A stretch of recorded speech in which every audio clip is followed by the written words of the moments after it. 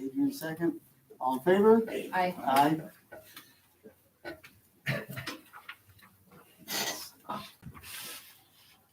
Action taken in closed session will be reported publicly at the end of the closed session as required by Government Code 54954-5. We did have student expulsion number 602223, and that was to expel the student and then suspend the expulsion order with conditions. I'll make a motion to accept. Okay, Second? all in favor? Aye. Aye. Okay, I do have one item to report out. There is a inclement weather makeup day that was voted on. It was motioned by Mario and seconded by his Hepburn to have the inclement makeup day, the 22nd of March, 2023. Make up for the day of the inclement weather day taken on Friday, February 24th, 2023, and that was passed 4-0. Well, one absent. So, any questions? The makeup day will also, it will be, instead of the Wednesday being a minimum day, it'll be a full day. And then we'll have the minimum day at the end of the year rather than having to have a bunch of minimum days and then a whole day. So we're gonna have minimum day on the 5th? So next Wednesday, No. instead of Yes. 22nd, instead of Yes. it being a minimum day, it's gonna be a full day. And So the 5th will be a minimum Yeah, day. that needs to be announced too.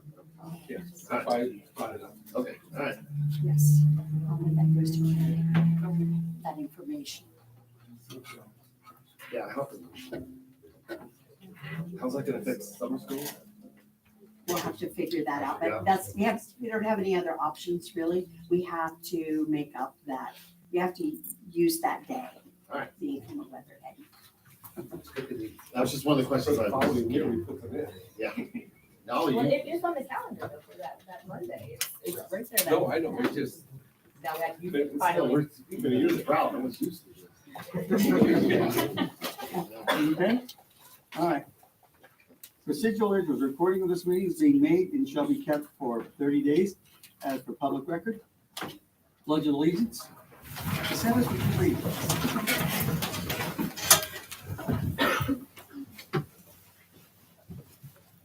You're up. Could you lead? Please. I pledge allegiance to the flag of the United States of America and to the republic for which it stands, one nation, under God, indivisible, with liberty and justice for all. Thank you.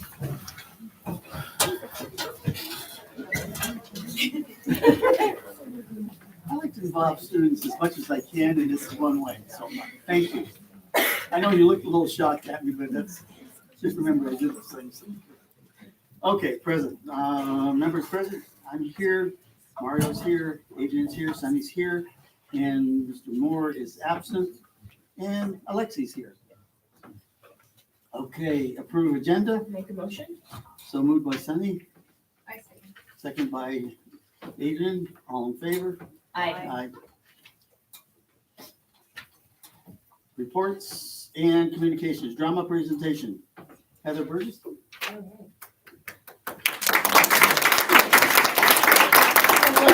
Hello, thanks for having us.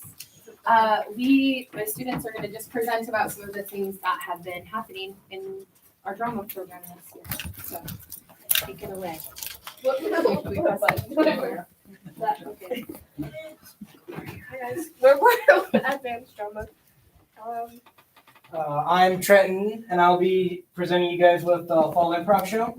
So the Fall Improv Show happens around, as it's in its name, fall, so around October to November. We end up doing improv games where we end up not going off script. We just go off our heads. Some of the games that we did were questions only, in which it's a very fun game where you only answer a question with a question.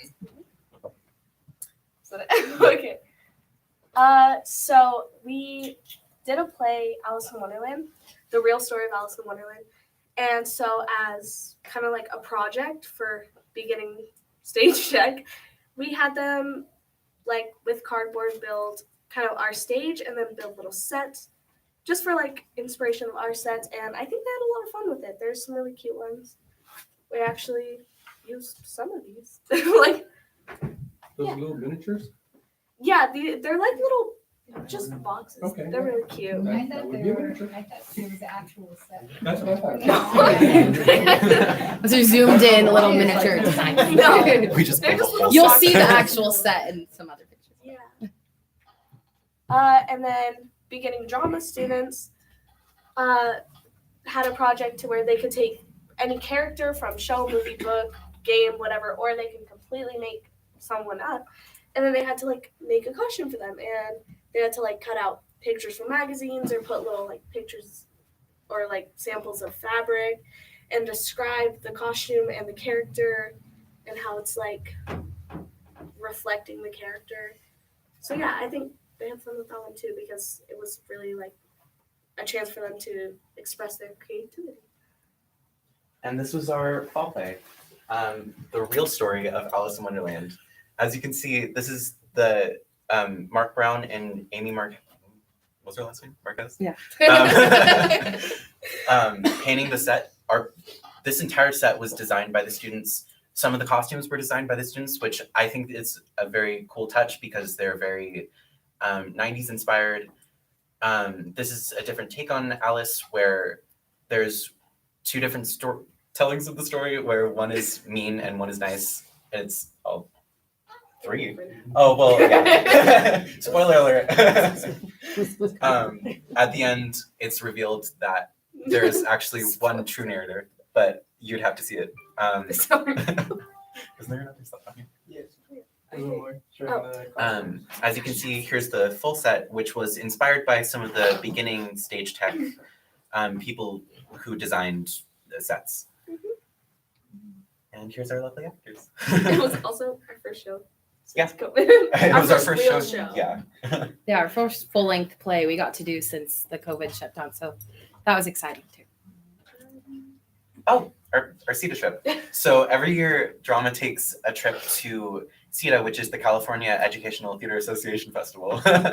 Mouthful. Where we meet a bunch of different schools' drama programs and get to see different shows acted out. We get to see a bunch of there's like 3 main shows that we get to see from different schools who win like a contest, right? Yeah. And then there's the festival scenes, which is a bunch of different acts. Was there 4? Yeah, we saw. There's Yeah, 4. there's 4 Okay. plays in one festival. Yeah. Okay, yeah. And then there's the festival of 1 acts where you get to see a bunch of different scenes from shows that maybe got cut. But it was very fun. We got to meet a bunch of different schools and a bunch of we made a bunch of friends, and we got to see how different schools function within their drama programs. And we also went to a bunch of workshops and got to see like, for example, I did an improv workshop where they taught you how to be a little more fluid within improv. Dr. Seuss week. So, I'm not when, but so we took It's 2 weeks ago. 2 weeks ago. Gosh, time flies. So we took a few we took seniors with us. We took Lane, Brenda, Maddie, Isabel, me, and Jonan, and we went to the and Angel.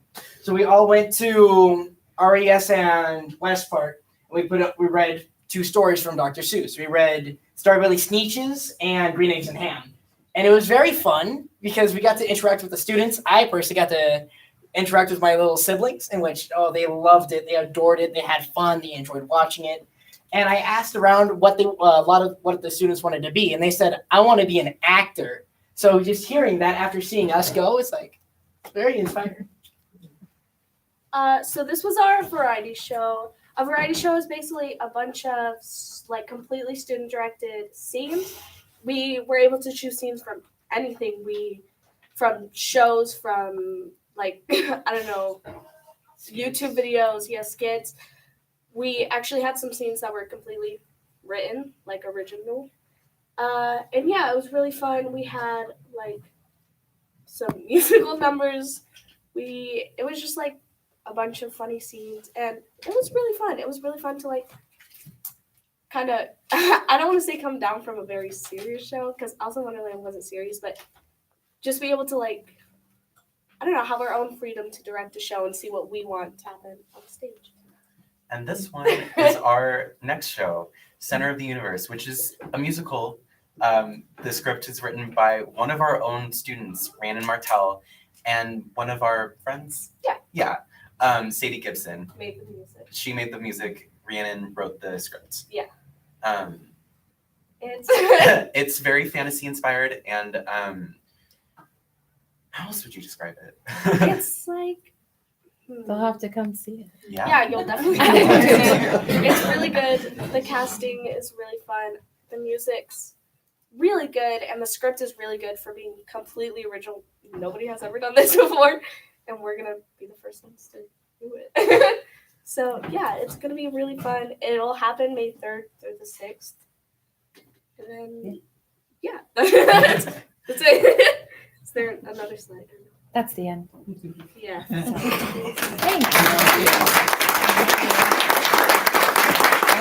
you for having us. Have a good night. Well, it's our pleasure. Thanks for coming to present this. Thank you. I know, they have to leave. They've got, I know, did you have questions for them?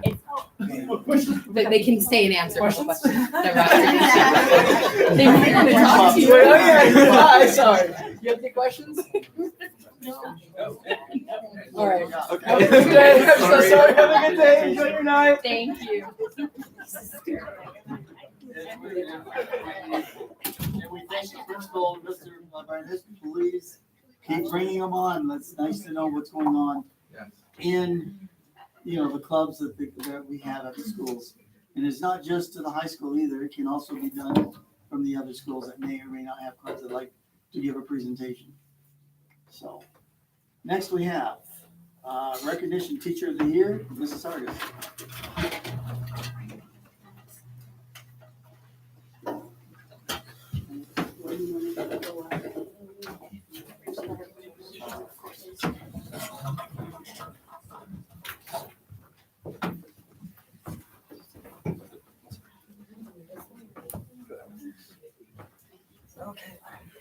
All right, well, welcome everybody. We have the honor tonight of bringing our Teachers of the Year for some recognition. They've been recognized by their school sites, maybe for some of the great things that they do, going above and beyond, but really they're recognized for just the great things that they do every day in their classroom and for their school sites. So our first recognition is for Roseman Elementary, and that is Katie Denton.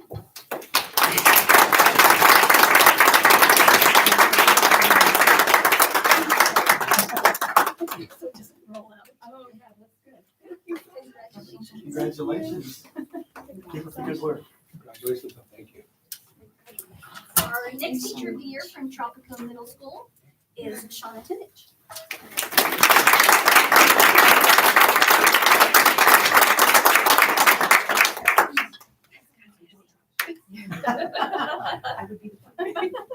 I have been to her classroom twice, and believe me, it is phenomenal. These kids are going to learn a lot about STEM, so keep up the good work. I've only been once, but good job. Yes, I do. The next one we have is from West Park Elementary, and that is Tara Shank. She could not be here tonight, but we do want to make sure that we recognize her.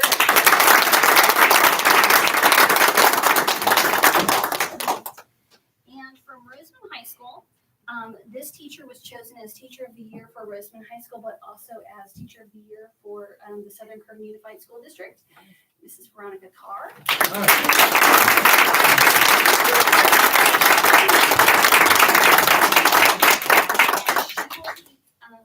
Continuing on to compete for Teacher of the Year at Kern County.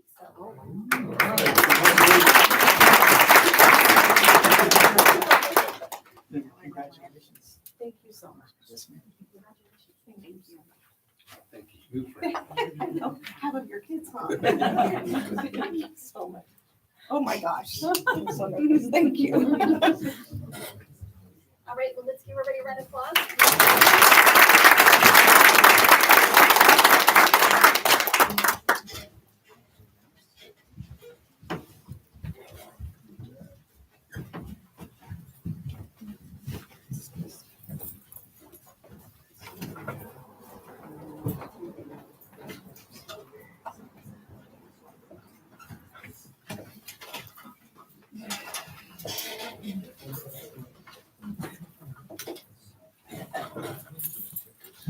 I gotta go to Tehachapi. Sorry, guys. Okay. All right, RTA report. All righty. Mine's a downer. Sorry. Well, first off, I'd like to say what a nice job the High School Drama Club did with their presentation. A special shout out to Heather for organizing and running such a wonderful program at the high school. Also, as she mentioned earlier, thanks for putting on the Dr. Seuss riff assemblies each year at West Park and Roseman Elementary. Again, the kids love it, and we're glad they're back. Next, congratulations to all teachers who were recognized tonight. You're fabulous, not to mention hardworking and dedicated for helping all of your students. As with Mrs. Carr, it's hard to believe that we've known each other since 2002. We love debating movies and baseball. In fact, our family spent a wonderful day together watching a Dodger game at the Coliseum in 2008, celebrating the 50 years that my favorite team has been in LA. Of course, she and her family were rooting for the Red Sox. Again, congrats to you. Well, the third quarter is going to be over this Friday. Thanks to all teachers for working so hard for each student that we see and teach each day. Lastly, with inclement weather day makeup, thanks to the district for working with RTA and CSEA on this. And thanks for listening to our comments and concerns. Also, the next LCAP meeting with Dan Wexler will take place tomorrow. And I look forward to going through that again. And that's it. Thank you. No CSE here? No reps? All right. Oh, she's not anymore. Yeah, she's still a value person on our safety and security, so we're glad she's still staying with us. Okay, Lexi, congratulations on your, at least your playoff run. Thank you. And the rest of you girls. And welcome back, since we do miss you when you're out there playing hard. We know you play hard. Thanks. Go ahead. Good evening, everyone. The high school on Tuesday had a blood drive, and we're also planning a spirit week and maybe a pep rally for spring break. Softball and baseball are in full swing with their first league games on Tuesday, and football has also started training for next year. Thank you. Thank you. CBO report, Mr. Irving. Alrighty. I don't remember if I talked about this first bullet point last week or not, or last board meeting, but so if I have, please cut me off. But if you'll recall back to the summer, the district was picked to be a part of the federal program monitoring audit for the state. It's a honor that, we absolutely love having our federal programs picked apart by the state to make sure that we are doing things accordingly. Anyways, all of that said, as of the end of February, we wrapped that up with no findings from the state for anything. This time around, they looked at Title II, Title IV, and code expenditures to make sure that everything was following correct procedures for spending federal money. So very happy to have that monkey off my back, and one less thing to stress about at night. In this similar spirit, our annual audit starts next week with Jeanette and her team from Redlands coming out to look at the start of this school year. So, done with one audit, starting another one. It's you can't win for trying. What else we got? Coming up in the next 2 weeks is a call with Moody's, the investment ratings analyst, to give an update on the state of the district and go over how things are going post-COVID and everything, and basically give them an update so they can revise their bond rating for the district, so that if we were to go out for a bond, that, they have the most timely information on, how to rate said bond. And then as far as my social calendar goes, Friday I will be in Bakersfield with the Kern County Safety Symposium is doing active shooter training at one of the schools in Bakersfield, so I'll be up there for that all day to go through scenarios and take copious notes and everything, so that we can, make sure that we are following best practices. And beginning of April is the annual conference for the California Association of School Business. So I will have 2 days during spring break. I'll be in Long Beach attending that with other CBOs and school people throughout the state. And that is all for me. Okay. Assistant Superintendent of Instruction and Curriculum, you have anything for that? Okay. Associate Superintendent of Human Resources, Ms. Sargis. All right, congratulations to all of our Teachers of the Year. The honor is certainly well deserved. Soon we will be honoring our classified staff, so that will be coming soon. HR continues to be very busy. Testing took place today for potential classified staff and subs. Interviews will be held soon for paraeducators, CSOs, custodial openings, and as well as some of our certificated openings. We are going to be attending a job fair in Bakersfield on Saturday, the 25th of March. And we're also planning a district-wide job fair on April 15th at Rosemont Elementary School. More information to come on that one. And that is it for me. That is it. Superintendent report, Ms. Steen. Thank you, Mr. Vincelette. I want to say welcome to everyone. So nice to see lots of people here at the board meeting, and also our families at home who are joining us. It was great to have the drama students here this evening with Mrs. Burgess, just observing all the different presentations and the work that they do in this class. You can tell that the kids really, really enjoy it, and kudos to Mrs. Burgess for all the productions and the costumes and the scenery and everything that they work on. That's wonderful. I'm also going to congratulate Mr. Notterman this evening, because since you only give me one chance to say something, I don't want to miss this opportunity to say to him and the girls soccer team, wow, you guys are incredible. I'm so proud of you, and thank you, Mr. Notterman, for being such a great coach and leader and role model for our students. It's awesome.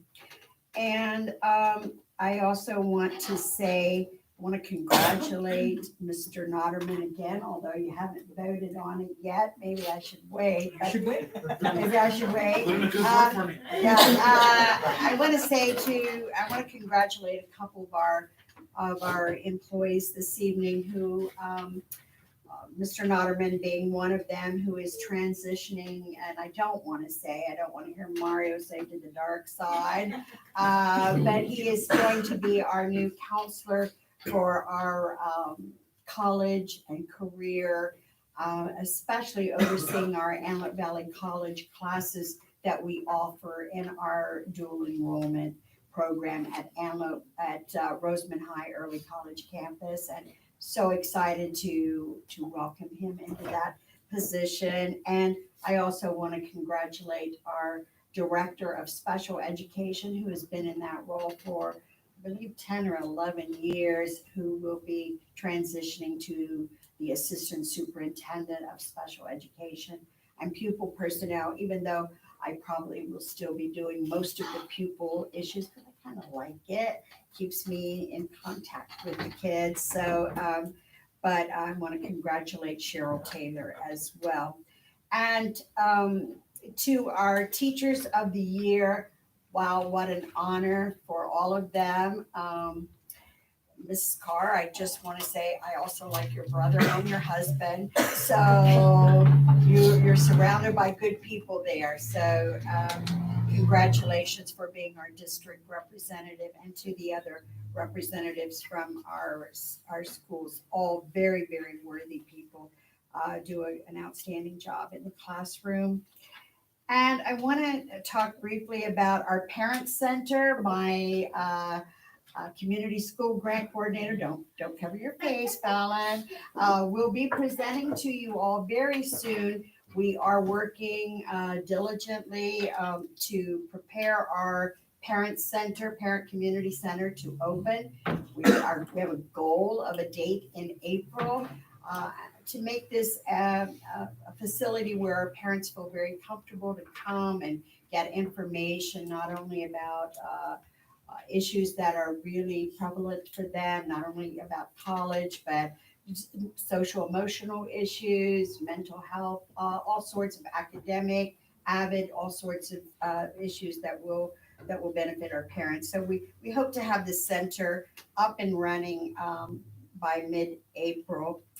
And finally, I want to say to the Tropico team today that, and I want to share this with our parents, sometimes our facilities are forced to go into a lockdown, not because there's something necessarily going on the campus, but because there could be something that is questionable in the community or near the campus. So our number one priority in Southern Kern is always going to be the safety of our students and staff. And so sometimes when we hear or we are made aware of things, we will put that school into lockdown until such time that we feel it is safe for the students to then be out and about and transitioning from one class period to another. So I want to thank also, I want to shout out to Mr. Shevlin and his team, Mrs. Atkinson and Mr. Small, and all the teachers and all your staff members who I understand the students did very, very well. And I want to thank especially our parents. We had a few phone calls, and all of them, once they knew that we had put the school in that lockdown as a precaution, and I would do it every single moment of every single day if I thought it would be for the best interest and safety of our kids and staff. So I just want to thank all of our parents, because I noticed we did get a few phone calls today, and once they heard that we did it and there wasn't really anything going on the campus, oh, okay, thank you, and they were content with that. So just a little information to let you understand why we sometimes do what we have to do. And I believe that's it for me. Thank you. Oh, no, I'm sorry. I was going to say that. Attendance, yes. All right.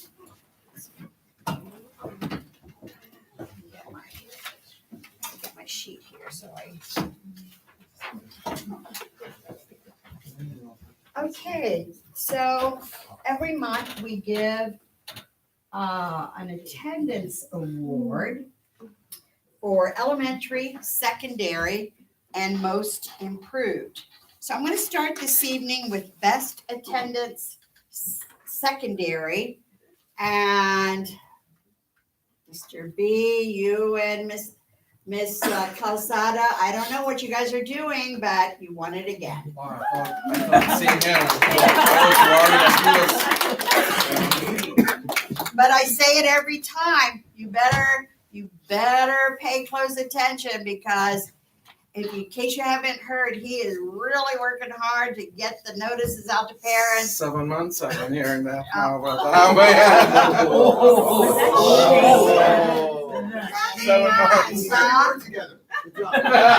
There you go. Congratulations. And let's see. Most improved attendance goes to, back in the positive, Mr. Torres, Rare Earth High School.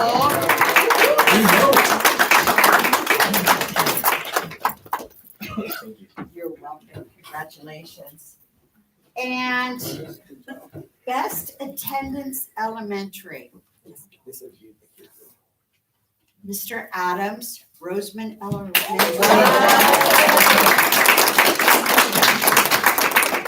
You had 90.85%.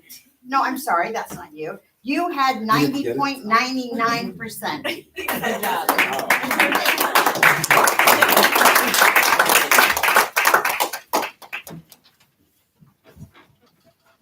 Okay, and now I want to recognize our soccer team. So Mr. Noterman, I'm gonna ask you to come up and introduce all of your wonderful players.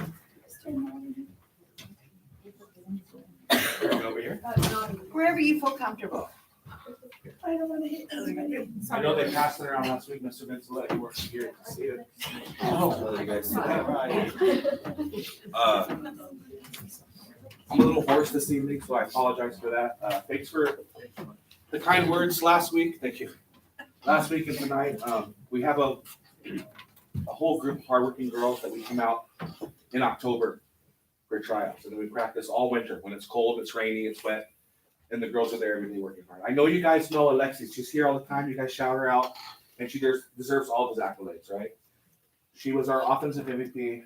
She was first team All-League. She's nominated for the All-Kern County team, which we'll find out hopefully Friday. We have another young lady who's not here this evening, Burgundy Davison. She was also nominated for the All-Kern County team. Like I said, hopefully Friday we'll find out. We have Kylie Eubanks here, our goalie. She's on the second team, All HDL. We have the Rico sisters, Alicia and Alexis. We have Olivia McAndrew. We have the next bench in the works because we keep cycling through them. Lisa Vasquez is in the back trying to hide. And of course our coaching staff, Coach Monica Barrios, Coach Pepe. It takes a group. And we hear positive words from you guys at the board meetings. I watch every week, even though I'm not here. I saw Mr. Vincent a couple times at the games. It's cold, but he hides out in the booth. I won't tell your secrets. I know sometimes the cold keeps us kind of scared to come out, but it's not that cold. If Pepe can handle it, anybody can handle it. We had a great season. We started off kind of on a losing streak. We played some really tough teams, but once we got winning, we kind of kept winning. We qualified for the playoffs. Played probably the best soccer we've played in the 3 years that I've been the head coach of this team, and the weather kind of got us off our schedule because the roads were closed. And went up to McLean finally, 4 days after we were supposed to play for a final, and unfortunately we came out on the losing end. But runner-up in CIF isn't anything to hang their heads about. So, also, I know a lot of times, especially board members talk about grades and academics and stuff like that. Our entire roster, 3.5 GPA combined. Go ahead.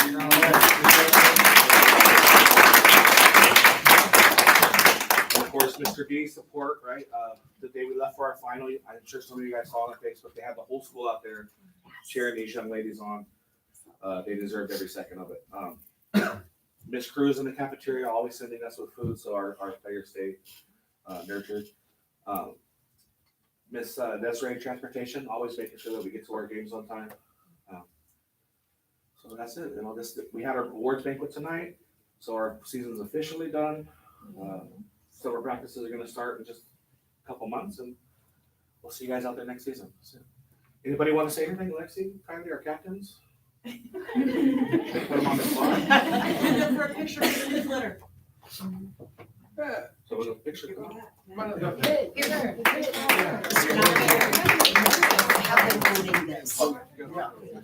It's okay, we all do that.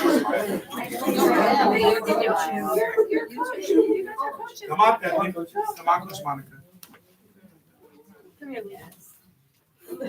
Wait, come on. Right here. Just go right here. You're small. Right here.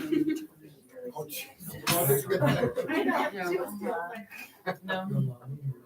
Hey, Bob, you're still in the picture. You gotta smile. Right.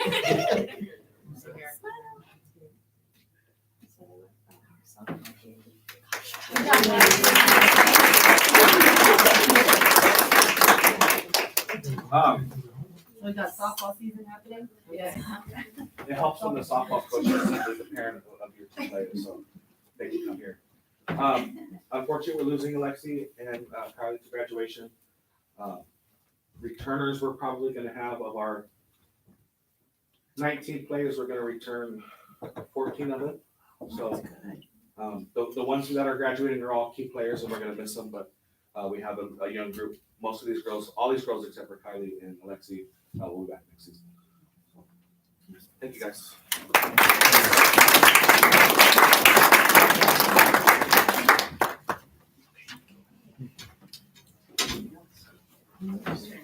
Nothing else. As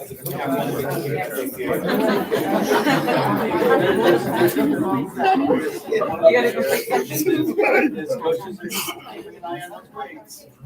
Because that's why we did what we did, so. We put the onus back on the coaches where it belongs. The first part of student athlete is student. That is correct. These girls excel in the classroom as well. That's good. Keep it up.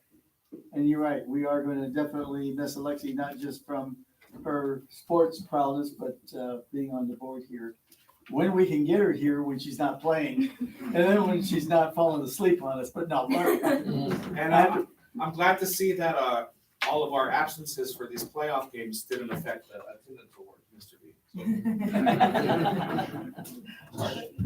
Okay. Perfect. Okay. Board member communications, go ahead, Adrian, start with you.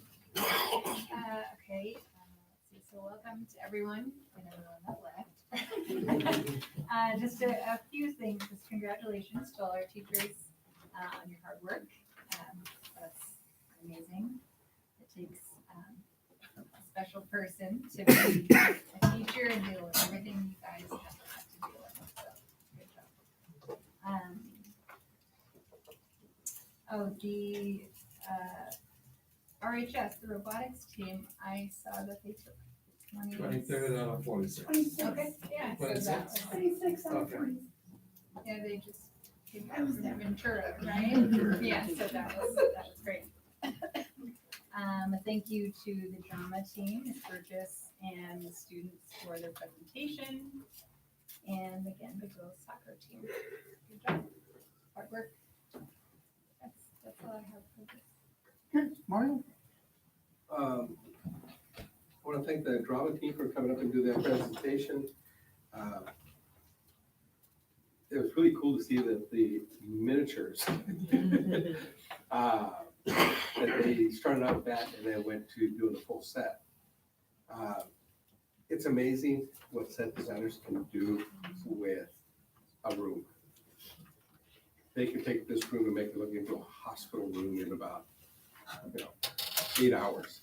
And makes it, then the next morning you'll come in and now it's a garage.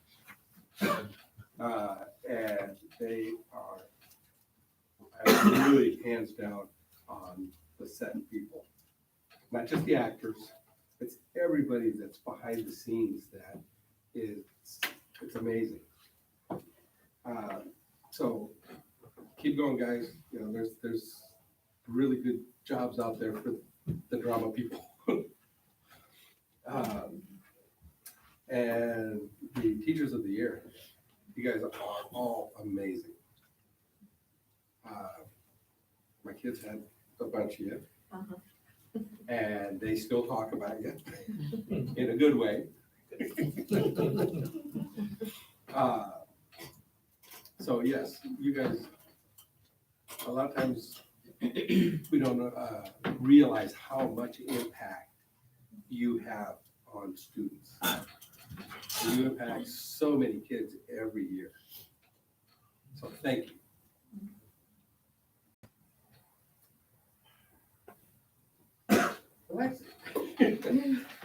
Congratulations on your guys' soccer teams are doing so well. You guys did awesome, but I am mostly impressed with the grades that you guys were able to achieve.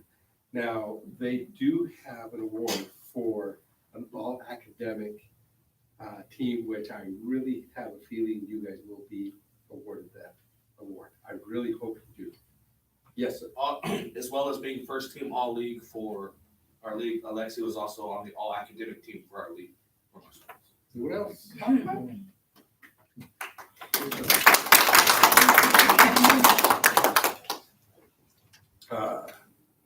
Sandy. Yes, thank you. Hello, everybody. They all left, but you guys are still here. This is a real show. We're really about to get started. And thank you to everybody that's watching. Congratulations, Mr. Notterman, to your team, to your ascendants, to your new role. We haven't voted on that yet, but you know, she put in a good word. Appreciate it. Right. No, it was good to see the drama team and hearing that, you know, they're actually writing their own scripts and composing and doing all that's exciting. And it's exciting for them to do that. And it does take great teachers. So, you're the last one here. So thank you. Congratulations. And if I could just nominate a teacher, I'd like to nominate Mrs. McMahon, my daughter's kindergarten teacher. I think she's amazing. Like my daughter loves going to school. Like one time I forgot to send back her sight work testing thing, and she didn't pass it, and I forgot to send it back. And her teacher was like, "Well, I know you're ready," and then she passed. And I was like, "Yay! Like, good job." It takes those teachers to actually, you know, support the kids and see what they need and keep them moving forward. And to you, Mr. Shevlin, good job. I saw those emails going out about the tardies. My kid came home with something I had to sign. I was like, "You're gonna do this, right? We're not playing games. Like, get to class on time." It makes no sense. So it's just a continuous struggle, uphill battle to remind your kids, to tell them to get to class, to say, forget your friend, be there, be on time. It's not hard. Just go to class. Just go. Other than that, spring is here. I see you back there. I see you, Mr. Torres. Spring is here. It's getting hot. It's time to play in the dirt. Are they going to do anything with that garden in the middle of West Park? Those raised beds? We had it last year for after school program. I will tell you, we planted a bunch of wonderful things and the gophers came and ate everything. Oh. So I said for. Was it gophers or squirrels? And there was holes in the ground, huge. Okay. So That was a gopher. That's why you have to have some dummy plants for them and then yours. Right? Plant more. I This did a lot of season's going to time be with those amazing. plants. We've got all this rain. It's going to be a great season. I'm telling all of you guys, plant something. Throw some seeds out there, some sunflowers, some lettuce, some kale, squash, peppers, tomatoes. You can grow anything. Huh? Bell peppers? I said, no, I thought you said no peppers. No, lots of peppers. Okay, good. All the peppers. You can grow anything. So let's do that. That's it. Thank you, guys. I got some serrano seeds. Yes. Okay, again, I'm going to say kudos to all the teachers awards. Congratulations. I don't remember if you had any of my kids to start, but Aaron. Okay, that's my grandson. Okay. But we had Ryan and Derek. I think would have been, you probably would remember them. And so forth. I didn't think so because I usually went to the classes, so that's why I'm going. Okay, but you did have Aaron. By the way, if you didn't know, Aaron is now married and is working as a general manager for a sushi restaurant down in LA. So just to give you, so your success is showing. So enjoy that.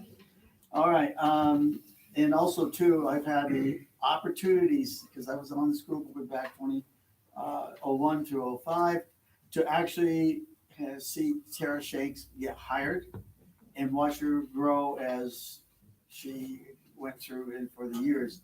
And she is really a great teacher as well. So I'm glad she's part of that group. Soccer team, again, Mr. Nottingham. Yes, I did get out there, but I spend too much time at Frazier Park when doing football when it's snowing and the wind's blowing. So you can understand why I'm going to hike. I understand. So, but I tried to make as much as I can. The only thing is that unfortunately, Lexi will not be able to attend any of your softball games because I will not be umpiring any of your softball games. I am umpiring high school softball this year, So just to let you know it's not an excuse. We just want to give anybody an excuse saying, hey, the school board president is doing your king. We're not gonna do that. Okay. Just don't tell them. No, they know. There isn't I'm anybody kidding, in I this know, I know, valley I doesn't know who I am. Okay, and kudos to Ed. Your orientation last night was outstanding. A lot of teachers, I went around to a lot of the rooms. I actually thank the teachers who did show up, and so forth, because it was an extreme success. I took a little video of the room. I don't know what the numbers were, but it was sure a heck of a lot. It was even more, I think, than you had your sixth grade orientation. So they're there, and I think the parents like to see that. And the reason is because now they can see what's going on with the kids, and it's not during a rushed time. So, Mr. B, something to think about down the line, because I know the parents would like to see that. And the drama, again, going with what I have requested is get some of the clubs to come in and present to us what's going on. That was great, and I thank them. And when I get the opportunity, as you're well aware, we formed a safety and security subcommittee with Mario and I, but we are actively participating in the district's committee. And we have Fallon's there, Kim's there with us, Mr. Irving's there with us, so, yes, he was there as well, I'm sorry. We're getting the people there because we're getting a lot of good comments and so forth. And I chuckle a little bit where I go, well, I don't know if I want to say, no. This safety security is for one reason and one reason only. The safety and security of the kids in the district. Everything, as I said before, is on the table. It doesn't come off the table until the committee takes it off the table. Okay? So one of the things that we talked about the other night is ID cards. I know Ed says he's got a few students that like to play a little game with the ID cards. We're not going to keep reissuing ID cards. We cannot afford to have 5, 6 ID cards out floating around someplace. So we're coming up with a temporary ID. I think Robert's looking into that for us to see what we can do to keep that going. I've mentioned it, and I'm mentioning it here as well because I do have to report it out. We're going to look at the policy committee, subcommittee is going to look at consequences for not wearing IDs. It's like hard, fast rules, excess activities. I mean, yes, we can charge for a lost ID. So just be aware of that. So we're going to be looking at a whole lot of ideas on that. And then the final thing that we talked about and we should come out is all policies need to be communicated in writing. So any policy that's being made or changed or whatever, because we need to have that input from everybody. And I think the next time, other than the 2 hearings we hear next week, I probably won't see anybody until the 18th of April. So I'm going to go have fun and visit my oldest son in Japan, so I can learn to eat better sushi is what my daughter-in-law keeps telling me. So other than that, I guess we'll now move on. See if anybody's got anything else to add. Comments from the public? None. None? Okay, I'll discuss with the reading. Consent items? Does anybody have any questions before I make a motion? This is just the curriculum for the high school for science, right? So, have we approved curriculum? This is just for science for the high school, correct? Yes. Okay. Yep. I'll make a motion to accept APG. Okay. I'll second it.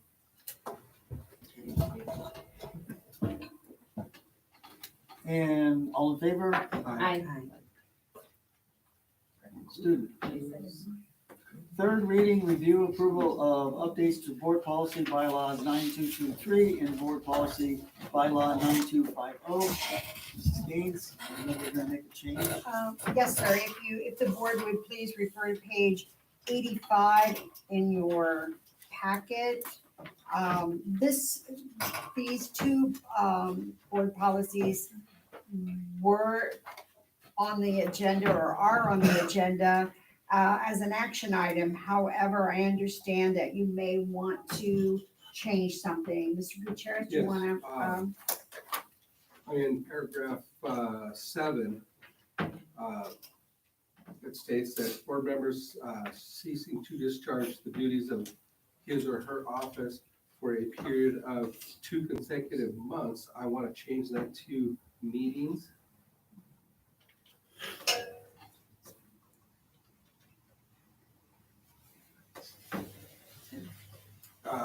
And then the rest of it is fine, but that needs to be corrected. Meetings to months. Months to meetings. meetings. Months to meetings, yeah. And Mr. Gutierrez and to all the board, is everything else, I know this is your third time to see these two action items, but are you comfortable and content with everything else on here? Yes, all the other ones seem to be okay. We have changed a lot of stuff in there that we took out.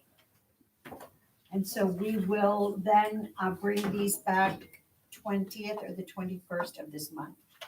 Okay. Well, we talked for 20th. Yeah, so either one of those days, whatever you can do. So we will bring those back next week. There'll be an item on the board agenda. Thank you. And everybody's in agreement from the board, okay? Yes. It will be brought back as an action item, Mr. President. Thank you. Okay, so, So we will table okay, I'll make a motion to table A till Monday with revision. Okay, either Monday or Tuesday, whichever day is feasible, but I'll make the motion to table till that time with the revision. yep, I'll second that. okay, that'll be second. All in favor? Aye. Aye.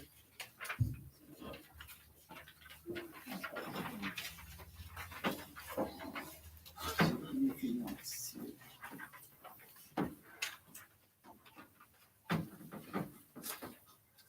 Third reading review of approval of December 2022 board policies. Is it an action item, Mr. President? It is an action item. yes. I motion we approve the board policies. Is that a recommendation from policy committee? Oh, I'm sorry. Yes, it is. Thank you. Yes, it is. I will second that. Okay, all in favor? Aye. Aye. Thank you. Approve the Southern Kern Unified District's transportation plan, Mr. Irvin. Alright. So at the last board meeting, I did the presentation. There weren't any substantive changes to the transportation plan. Survey went out to parents following the board meeting, and the consensus of parents was in line with the recommendations from the board on distance for pickup. So following approval of the plan, I'll be working with Desiree to see how narrow of a scope we'll do and what's feasible with the routes we have and if we need to add more routes, what all of that looks like so that we can try and provide, home to school for as many students as possible. Do I have a motion? I'll make a motion that we accept the plan. I second. Second by Brendan. All in favor? Aye. A2A report custom chronic rates, fiscal year 2021, 22, and 22, 23. Ms. Gaines? Yes, I don't know if you can see the chart. I just wanted to provide for the board an update on how we're doing in our attempt as a district overall to improve attendance. The right-hand side of this chart is the 22-23 school year, and this data was pulled for us on February 27th. So it's not an entire year yet. As you can see, Abraham Lincoln, from 21, 22 had a percent of custom chronic students was 49%. Now, This is gonna vary because the number, you have to take into consideration the number of students enrolled at each school. It does vary somewhat from one year to the other. So they went from 49% chronic absenteeism to, as of February 27, to 56.6% of chronic absenteeism. Our absenteeism, our chronic absenteeism, I recently was at a meeting in Kern County with the site administrators and also Mr. Wexler with me. Chronic absenteeism is an issue that we really need to improve in Southern Kern, along with the number of suspensions that we give out on an annual basis. We look at Rare Earth High School, 21-22, they had 81.7% chronic students, and this year it's 86.8% chronic absenteeism. Roseman Elementary, 21-22, moved from 46% down to 34. So that is Mr. Adams, I don't know if you're noticing that, but that is a move in the right direction. I'm trying to get into my phone. Oh, gosh. I's up here now, I'm just kidding. Roseman High Early College Campus went from 45.6%, also a move in the right direction. Mr. B, Ms. Calzada, 37% chronic absenteeism. And as much as we love these downward percentages, when you still think 37%, that's greater than 1 out of 3 students on campus are still chronically absent. So we have a lot of work to do. Tropico Middle School went from 43.3 down to 41.3. So that is an improvement as well. A win is a win. West Park Elementary School went from 36.5% down to 28.5%. So I just wanted to show you, board and our parents and community, that we it's just a common fact. If students are not in school, they're not learning. We need our students to be in school every single day. And we certainly understand that, kids went through a difficult time last year. There was still a lot of COVID in the community everywhere. But I really appreciate the parents fighting the good fight and getting their students here. We still need to improve this number, but we are moving in a positive direction. As a win is a win. So I just wanted to update you with that, and I can update you again at the end of the year. Okay. Approve change in contract with Medallion Contracting for site utility work for Tropical Middle School expansion project. Sterling? Alrighty, so this is the culmination of a few different change orders the project that Tropical has gone on. The most expensive part of that is a change order for $51,000 for the laptop basketball court. There was an issue with elevation, so that it didn't slope quite enough. It was about a percent off from where it should be, so that instead of water receding off of the blacktop, it would have pooled. So they've had to redo the overacts and basically go back over it to get a sharper angle.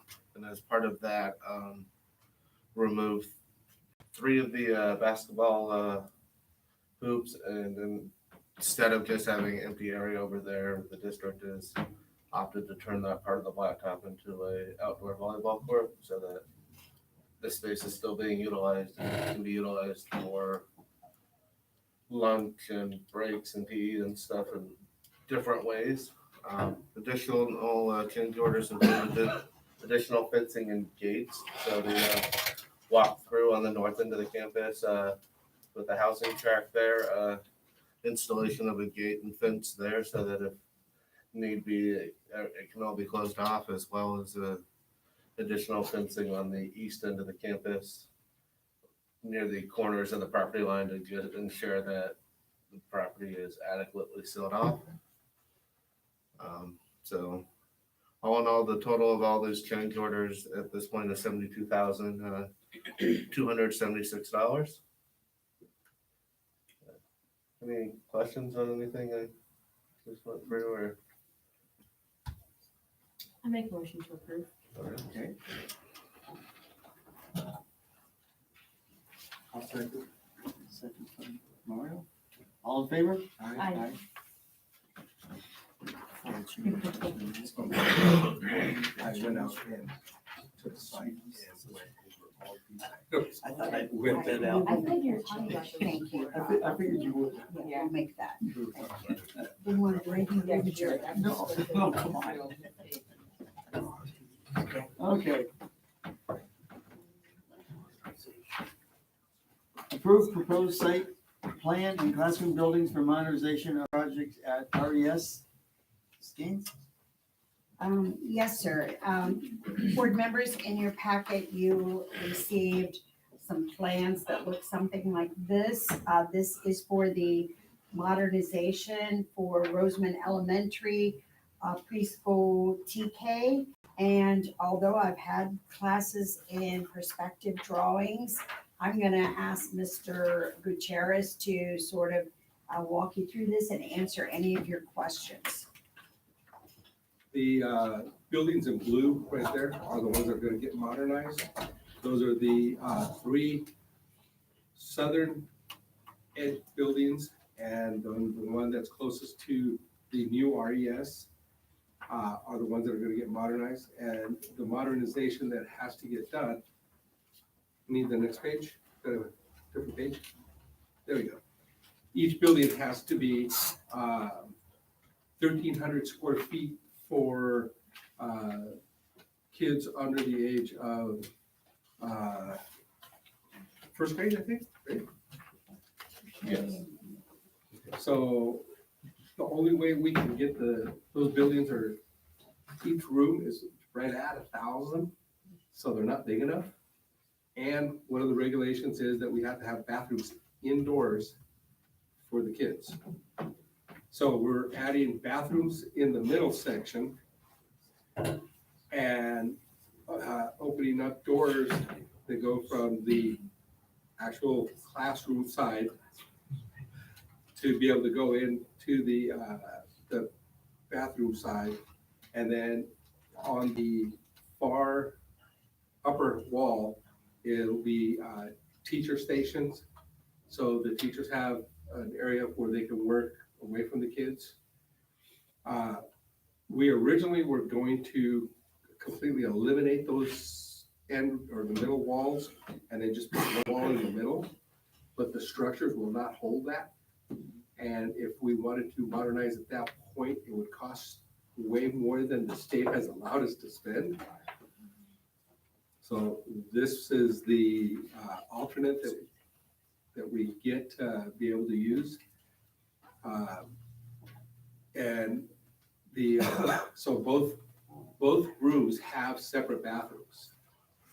So the room on the, I guess it would be the west side, will have its own bathroom, and the room on the east side will have its own bathroom. There is one building that has the adult bathroom right on the end of the building, and then I'm trying to remember. Robert, do you remember if the two other buildings have restrooms for the adults inside, or are they on the end of the hallway? I believe they are on the end of the hallway. The end of the hallway, yeah. Okay. And then one of the classrooms, we have to add doors to the backside. All those rooms for the TK have to have 2 exits. So, Pre-K. or pre-K, because they're not. They're real little guys. So we have to have exits to both sides, so we'll be doing that. I think on the next slide is this is just the lighting and stuff that we will have to be putting in the acoustic ceilings. Next.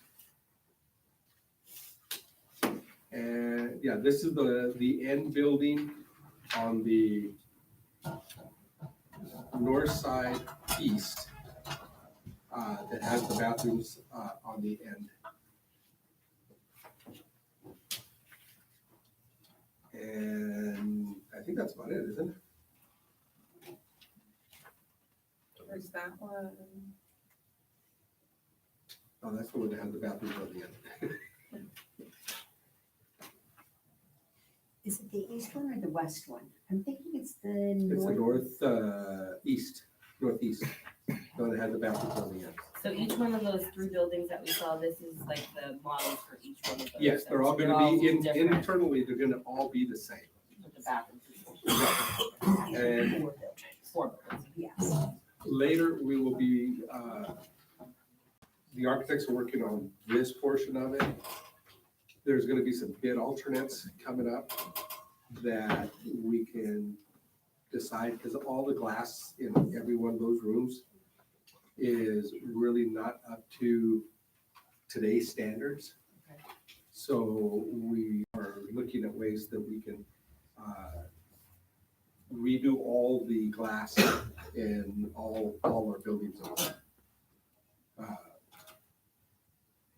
So that, because they're, if I remember right, they're all single pane glass. They're not dual pane with nitrogen in them. So where that'll be a bid alternate because we only get X amount of money from the state. And so we're still in the planning stages. And then we're also looking at the infrastructure for the bathrooms, because that's also a big issue. Because that campus was built in '54, if I remember right. So there's a lot of renovation that's gonna be having to be done. Okay, anybody have any questions? I just wanted for clarity, Mr. Gutierrez, to basically say, please correct me if I'm wrong, basically we have 12 classrooms that are gonna be cut down to 8. Correct. Okay. At 1,350 square foot each. When? What's that? What is the projection for this project? Well, I don't. Gotta get through all the planning stages first. Okay. Rough guess, I would say 2 years. Maybe. Hey, DSA takes. I know, I think you're being very, liberal with your. With 2 years, With 2 Madam years, Rector. Maybe 3. The good thing is, if the board approves this plan, this is now ready to go into DSA within a week or so. So that's a good thing. We're sort of on a timeline for Yeah, this. we gotta get it approved through DSA, CDE by August, isn't it? Well, let's approve it. I make a motion to approve the modernization project.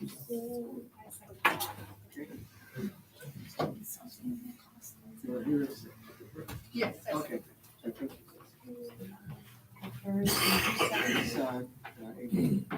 All in favor?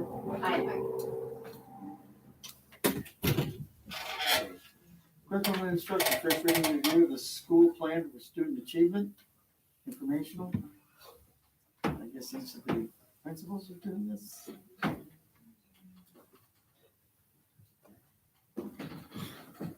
Before we get started. We need to take a break and we'll take it.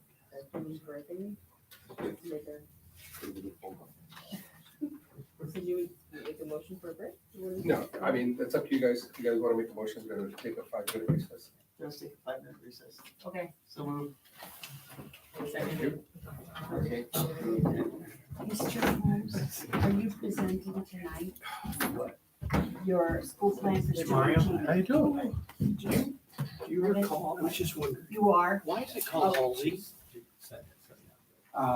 There was a teacher there when the school was first built, that we actually named the cafeteria after her. Well, actually, it was not a teacher, it was the head of the. I just wondered, I knew somebody would know. And there's a plaque in the old library, but I knew somebody would remember why.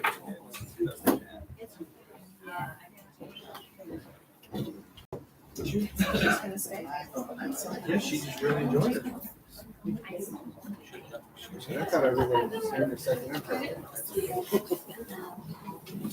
Very good.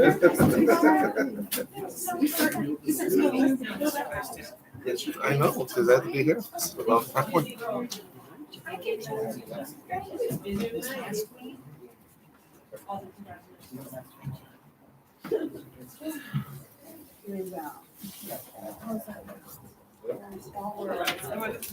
Very small world. Yeah, big old. Like I said, there's another guy involved as well.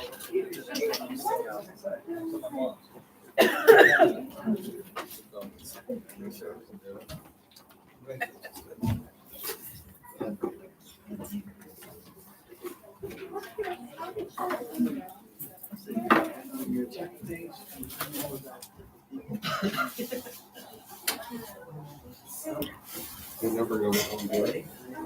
You're never going to do it.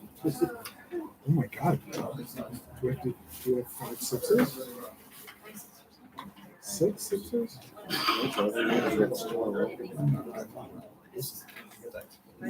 second enter of the PowerPoint's 10 slides. You could take complete 8 minutes. They're gonna be all drained in right after. Except so. Mr. Irving? How long is each report? Yeah, I want to know. It should be limited. They're not that long. The prioritization, they're not that long. How long is not that long? Like 6 slides. I know Mr. Ford, I think like 3 slides, right? Okay. Each one, yeah. Okay.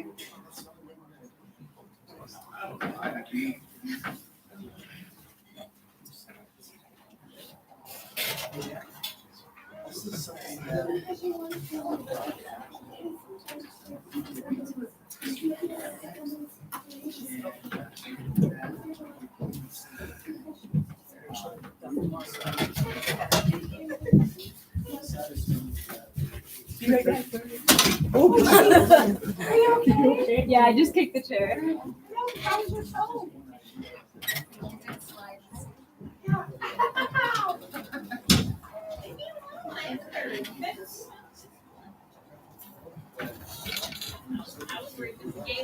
If I grab a couple more. Yes. Really saved me.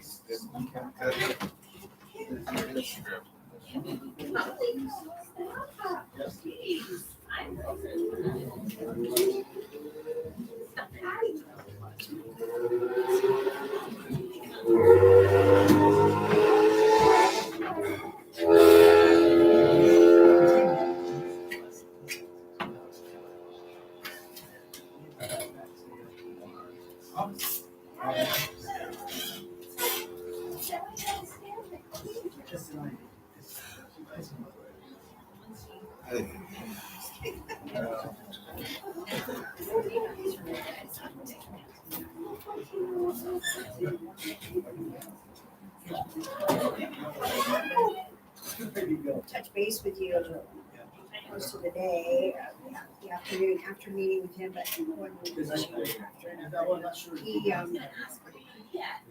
initially, he was still.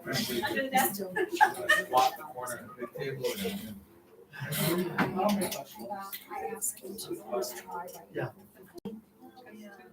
And he's almost visiting her in May, the first week in May.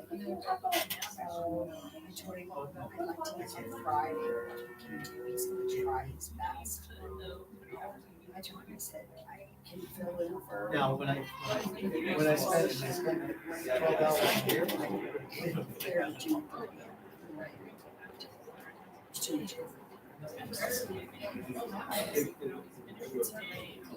He was a couple of days, She has a great staff in that office. She has great staff. So I said, let us know. He's gonna try.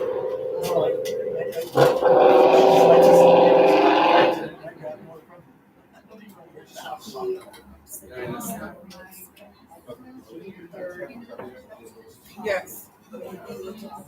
Oh, I learned something about Mr. B like every time. That's exactly what I said. Exactly what I said. Yeah, this is an older guy. It is. We're coming back, sure. She just went on and on and on. We just had a wonderful presentation. The site that they were at, the original site, they had been approved by the charter school. And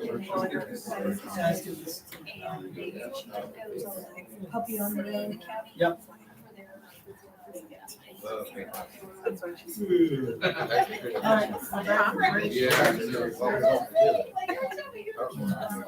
Motion move back in. Okay, motion. I'll second that. All in favor? Aye.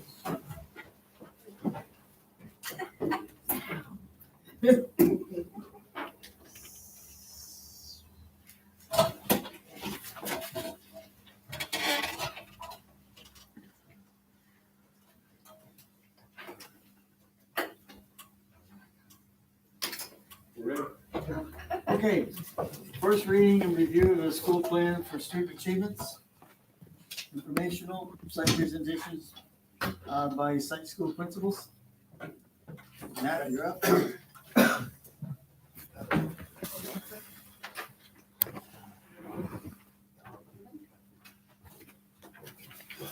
For our first goal, we're addressing English language arts.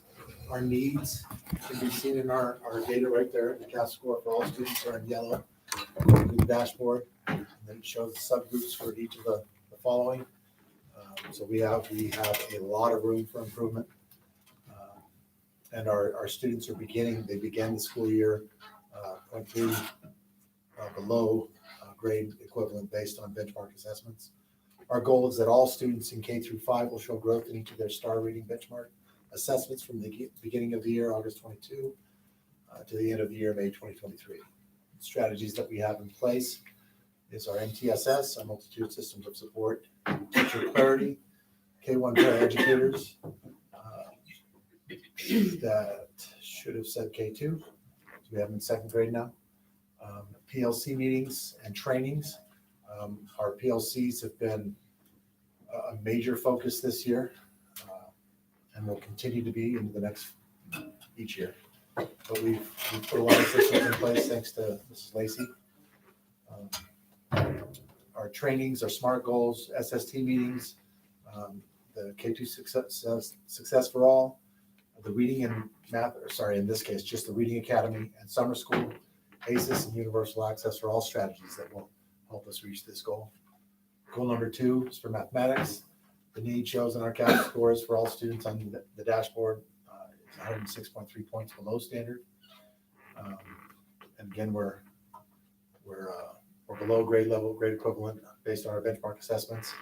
Our goal is by June 2023, a minimum of 80% of all students, grades 3 through 5, will improve mathematics scores on the CAS assessments by 15%. Strategies and activities include the SST coordinator, who is just working like crazy. Our classroom paraeducators, our iPads and student laptops and digital tools. And then again, our PLCs, PLC trainings, the ACES and the Math Academy. We've added Math and Reading Academy classes. There is a great need for it. So we appreciate the ability to expand that. Our English learners, goal number 3, the dashboard results show that our EL students scored 89.3 points below standard in ELA and 110.3 points below standard in math. Our goal is that our EL students will increase the 22-23 CAS scores by 20 points. Also, the number of students scoring at levels 1 and 2 on the LPAC will decrease by 10%. And our strategies are our designated EL strategic instruction, ACES priority. So our ELs have priority to the after-school program, and English 3D for 4th and 5th grade. Suspension rates. We are really working hard on this. We saw some immediate results in the first semester. We are struggling over the last 2 months, and we're starting to see a better trend now in March. So the need 21-22 school year, the overall suspension rate was 3.81%. And that was down from 1.03% from the 18-19 school year, which is the most recent full year of education. So we had a drop. The goal is that the rate will be reduced by at least 5% annually. So we are working really hard on this. Our strategy and activities is to increase the number of recess times, which this is, I believe, the second year that's happened. Continue to expand PBIS and CKH programs, that's Capturing Kids' Hearts, positive behavior intervention and support, and implement restorative practices along with the new, it's not totally new, but the newish SKUSD discipline matrix. The one I'm really excited about is the restorative practices. I've never been formally trained until this year, and literally the day I got back, I was already using these practices and plan to expand quite a bit. I was just very impressed with the training, so thank you to the district for letting me go to that. And I would suggest that all of our administrators go to that. Just a great training. Mr. Small was able to go as well. Goal 5, parental engagement. The parent survey showed the need for greater individual teacher-parent communication and more fun evening activities. And I believe they did a pretty good job last year talking to PTA. Our goal is to increase the percentage of parent involvement in school events and volunteering by at least 10%, and increase the parent community members that actively read and visit school communication by 10% annually. So the strategies: family literacy night, school dances, school newsletter, Blackboard communication, art show, Thanksgiving and Christmas donations and distributions, which were amazing this year. Absolutely amazing what we provided for our community. Between California Highway Patrol and our PTA and parents, they did a great job. And then the updating of the school website. That's it. Any questions? I have a question. Go ahead, Christine. Yes, sir. You talk about, you mentioned in your plan that your English learners, I believe, is goal 3. Yeah. Can you just, we've taken that allotted time, and now we have time for our English learners, and we've also had UA time. Correct. Can you just kind of just tell the board what's going on in those 2 distinct time periods on your campus daily? So our kids are receiving specific instruction to help them improve their reading, their speaking, and so we have consistent training with our staff as well that have I guess they volunteered basically to be the ELD trainer for their grade level, and so they're receiving training. I don't know how many have we had this year. It seems like we've had 4. We have people come on site, model, and so we pull our teachers. We have subs. They meet with the trainers. They learn the techniques to not just deliver, but to instruct. So they're able to learn how to deliver the instruction that these kids will respond best to. I think that has been, aside from the designated time, because you can designate time to teach these kids to help them improve. But if you lack the strategies, then it's just a waste of time. So I think the training has been the best element this year to help our teachers that are doing the designated EL. This has been the most productive part. And the teachers tell us this as well. When the trainers are finished and they come through, we just met with them yesterday, I think it was yesterday. They stopped by Casey and I's office, and they were so excited that the teachers were excited. And so this is helping them actually apply this training immediately, because they're trained, and then the very next day or the next week, they go in and they have their kids again, and they are able to improve their support for these students. It's just been a great process this year. And this is the first time I've ever been able to really observe that. But I don't think we've done this before in this district, correct? This setup where for the elementary, where we've had the training and the blocked out time at the same time.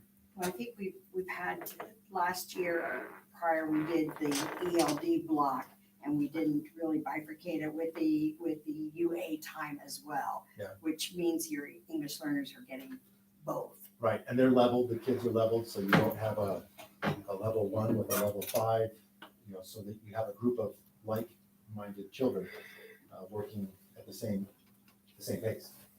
So it's been really beneficial. I'm excited to see what our scores are, but the excitement our teachers have is what I'm really glad to see. They're not bad-mouthing anything.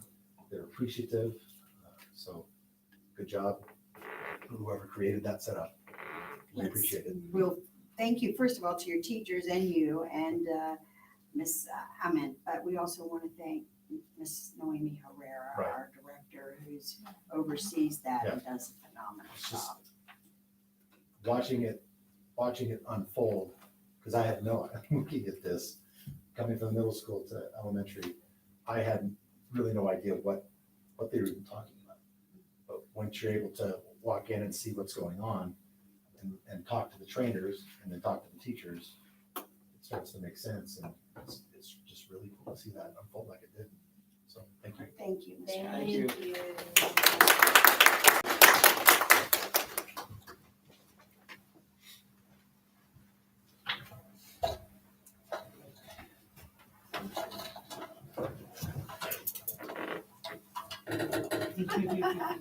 I'm gonna avoid this squeaky part where I kept standing. Oh, Here's a clicker.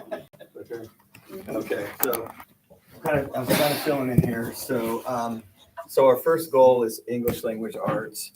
Our need CAF scores for all students is low, range 30.8 points below. It's standard 395. All students in grade K5 will improve their STAR language arts benchmark assessment scores by at least one grade level from the beginning of the year assessment results to the end of the year benchmark assessment results. Also, 90% of all students in 4th through 5th grade will show a 15% increase in their EL scores on the CASP assessment. So some of our strategies right now, we've been using the iReady pilot, which has been really effective. Hopefully we can adopt that. Our paraeducators in our TK first, second, and our kindergarten in first and second, now we have second, have been used extremely well. So I go through classrooms all the time, and I'm able to see how our teachers use our paraeducators, and they use them testing, working in small groups. So they're not using them for like making copies and things like that. That's not a very good use of a paraeducator. That's better a parent volunteer. So they use them very well. The second grade team has one now, and they're using that. She's in all the different classrooms, so it's been wonderful. We also, PLC meetings is a big deal. That kind of brings us all together. It's just that opportunity where the teachers can look at data and work with each other in a group in their grade level teams, and they can see what kids need, what interventions they need. And to me, that's probably the biggest part that's going to make all this work together is our professional learning committees. And the big part of that is the goals that they set in those meetings. They set SMART goals. That's a huge part. Leslie was here, she created an amazing document. You go through it step by step. That's a big, huge part of having a very effective PLC. So that's probably one of the biggest things that teachers can go through, and they can then look at, wait, what do these kids need? And so we have our SSTs. We have our 2 SST coordinators. They help, when these interventions aren't working, we go to have an SST. We have our reading academy. We have our after school academy, summer school, ELD language acquisition. We have our UA, and then we have our ELD and our language acquisition. 2 different things, both really good because our ELD, we're focused on the kids who are ELD learners, and then we still working on language acquisition with all the other students. So both very good. So we have our mathematics score too. CAS score for all students is in the low range of 65.8. You know, pretty much everywhere kids have been struggling with math, but we want that to improve. 65.8 points below standard 393. All students in grade K-5 will improve their math benchmark assessment results by at least one grade level from the beginning of the year benchmark assessment score to the end of the year benchmark assessment scores. A minimum of 90% of 4th, 5th grade students will improve their mathematics score CAS assessments by 15%, just like with the English language arts. Again, some of these things that we use in math, IXL, the paraeducators, PLC meetings that go along with the SMART goals that are connected with that, our one-on-one devices. These are some of the things that we do. Our SST meetings, our leadership, where you can evaluate a lot of this stuff. These are the strategies and activities that we are focusing on to help improve our math scores also. Our English learners, 24 of our EL students progressed at least one L level. 14 of our EL students decreased one LP level.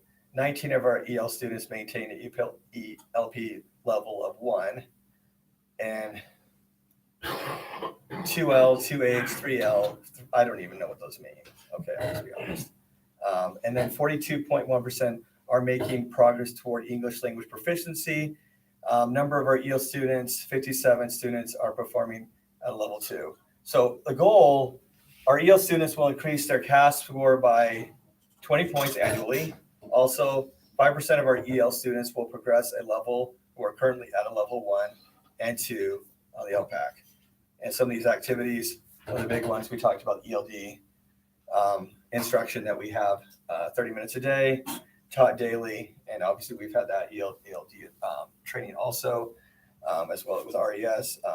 We have EL individual student success plans for 1 and 2s, and ability to take the CAS in small groups. For 1s and 2s, EL will be monitored in Elevation, the program we use for EL students.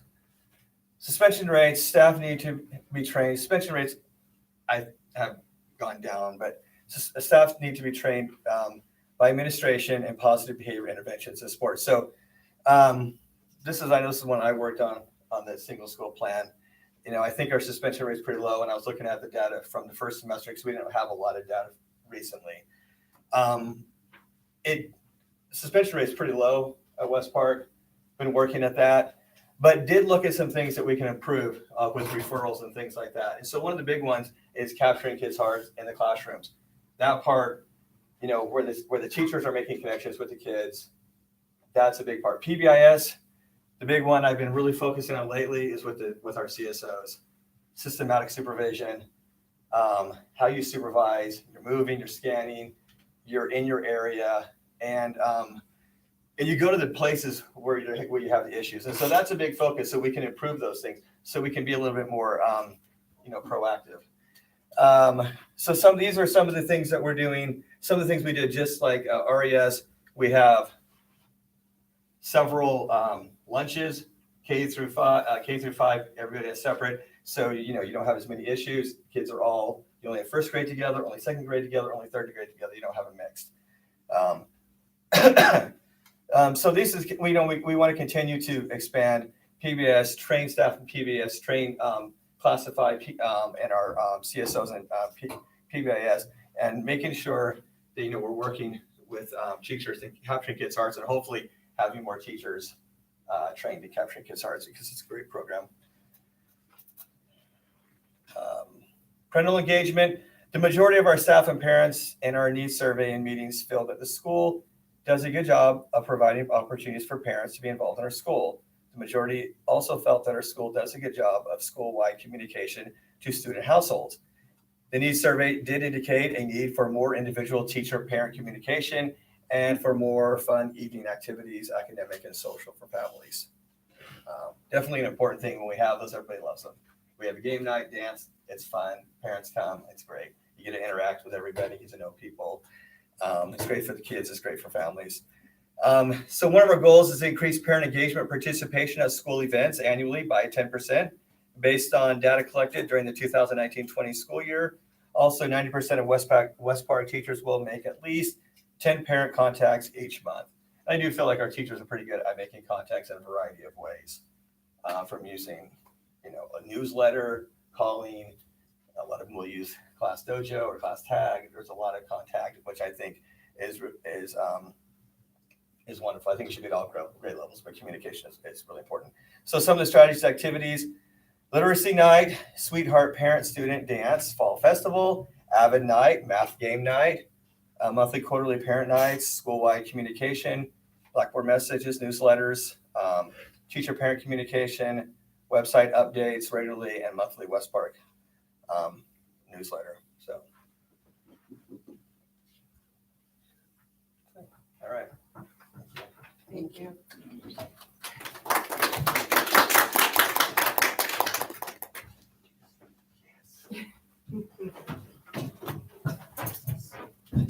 All right, so obviously this is Tropico's single plan for student achievement. Hit the wrong button now. Let's make sure everybody's awake. Goal 1, English language arts. So we looked at our scores. We saw that TMS was significantly below the state recommendation targets. So our big thing is getting the CAS scores for math and ELA up 20 points. We have a couple of initiatives we're going to be trying to do. We have practice CAS exams next week, which we're going to start rolling out some initiatives for them, which Ms. Gates had given us a great idea, doing like incentives for the kids who are really focused on the test. I'll give them some tickets, and the next day doing like a raffle, get like a $5 gift card or a free burger somewhere, something like that. But we would do that during the lunchroom. During the lunch, we're going to put up on stage a Corinthian board where it'll go around so all the kids can get engaged and realize, all right, maybe if I pay attention more, if I focus more on my tests, the teacher will see it, I get a ticket, maybe I get a reward. And then there's a bunch of other programs we're doing, but so we have the iReady, we have for math and reading intervention, we have intervention classes, which we pushed this year. So we have tier 1, tier 2, math and English. Our tier 2 English is more reading support, Read 180. We're doing the STAR reading benchmark. I believe we've already done it 3 times this year. It should be done a 4th time to see where the students are moving to. With that data, that's how we figure out intervention classes for ELA. And math, sorry. Mathematics, same things. I'm not really sure what happened here, but it says suspension rates are consistently high. I think we're just pushing that across the board. I don't know why, so I just got messed up. This is supposed to be mathematics. It's the same exact thing. Not exact, but we wanted to push our mathematics. Same thing with our CAS scores. I'll have to fix it because this is last year's actually. So Mr. Adams, good job on the suspension rates, constantly high.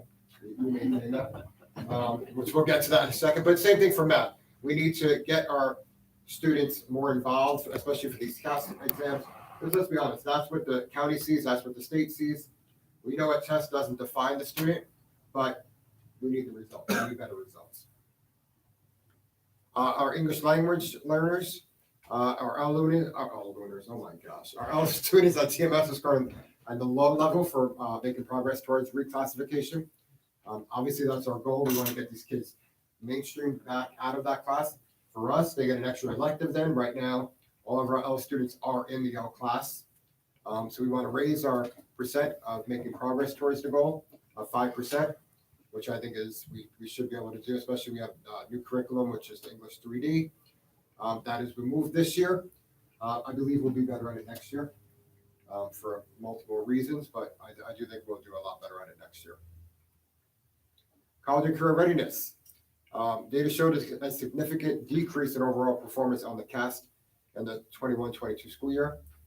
So our point is we want to get standard met level by 5% and decrease the standard not met by 5% annually on the science exams.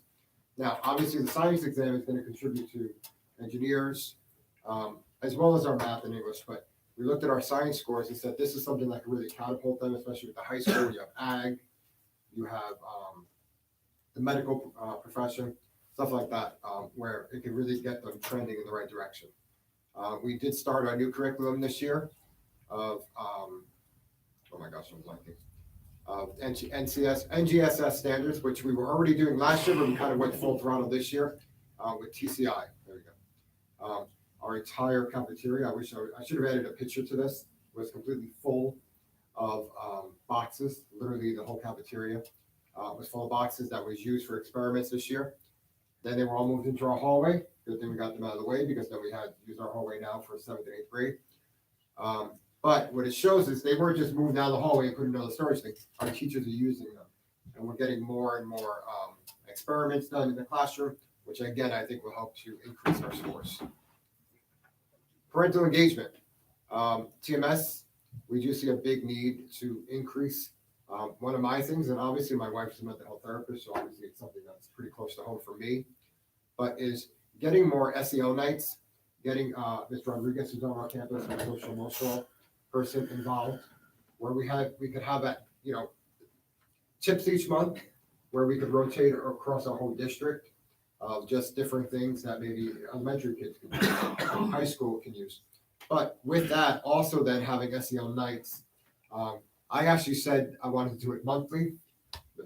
This Lacey said, slow your roll a little bit. Let's try doing it quarterly. But we do want to start pushing out, getting our parents and our students more strategies for dealing with anxiety, dealing with school refusal, dealing with just being a kid. I mean, we're in middle school, and I don't know if we really sometimes identify that, even at the middle school, to say these are just normal kid problems that they're going through. But it's a lot easier said than done.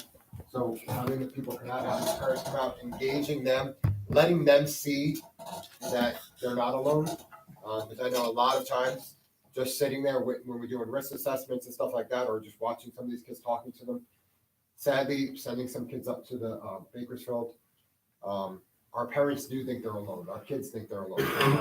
Having these quarterly nights, tips each month. I've been trying to do that in my newsletter, but that's more for me. I need to get more of the SPED department and our professionals involved in doing those tips. So I do think that'll be a huge success for our campus next year. And I think that's where we're at. But there is a couple of things I know suspension rate. I think that's what I messed up. I don't think it was supposed to be math. I think it was actually supposed to be suspension rate. But I did want to share with the board that looking at our suspensions, and I know this was not part of the thing, but I have two things I just want to share with everybody. So far this semester, second semester, we've actually had, and I'm not proud of the number, but I'm proud in retrospect, we've had 40 suspensions since January. If we look back, August we had 14, and I'll just stop here because I'm not going to get all this nasty stuff, but just alone in September this year, we had 42. So I do think our message is getting across. I do think that you, the board and Ms. Gaines and district, by investing in getting us more administration help, getting us proper administration help, to be quite honest, has shown a difference in our campus. Obviously, I said it here, and now we've been able to, and I say I've been able to, move on from our behaviors, because I do think they've improved across our campus, to now looking at more of attendance, looking more at our tardies. I've already met with Mr. Wexler to go over how we can get better phone calls home to parents. We just got to figure out tardies, how to get that out to parents. I've been trying that, just getting daily emails, period-wise, day-wise, and stuff like that. So I just wanted to let you know, I think the investment you're putting in the Tropical is showing. And then I know this is late night, but the last thing I did want to share is I'd be remiss if I didn't give credit to my staff today. So I just wanted to share the letter that I actually sent to them, to the board. So it's going to be a little bit probably cheesy, but that's all right. I would like you all to know that that this is what went out to my staff. But I'd really like to thank my entire staff for the amazing efforts today to keep our students safe and secure. Students were inside and secure today within 2 minutes from the announcement. Students were grabbed and brought into various classrooms as staff opened the doors to ensure they were secure and to lock them, to make sure. That's what I'm saying. We saw many teachers literally calling in and dragging kids, not dragging in a mean, like getting kids in the room because they saw the severity of it, into their rooms. Not only did staff complete an incredible lockdown drill, and I say drill because we're all safe, but lockdown, they did this during our 8th grade lunch. So this is with nearly 200 kids, over 200 kids outside of our quad area. They were our CSOs. Everybody was able to get them into the cafeteria. The cafeteria was locked and secured with nearly every eighth grader on campus quickly and efficiently. And I did have a couple of responses to my blackboards. I think some parents wanted more communication and stuff, but I did get some emails back from parents thanking the staff. I mean, it was more about the staff than myself. So all of this was due to all of my staff's selfless efforts. Most of my staff have kids on the campus. So I know myself, I had today my wife and son on campus. Our attention though went to the kids that were in our care. So I do want everyone to know that I personally am extremely proud of the entire staff as well as the students. Today as a campus, we showed our community that when a parent drops their child off at the bus stop, front gate or front door, each and every child has the entire staff supporting them. The bottom line is that, and this is where the cheesy comes in. The bottom line is every Eagle made it home safely today. So I just want to thank you.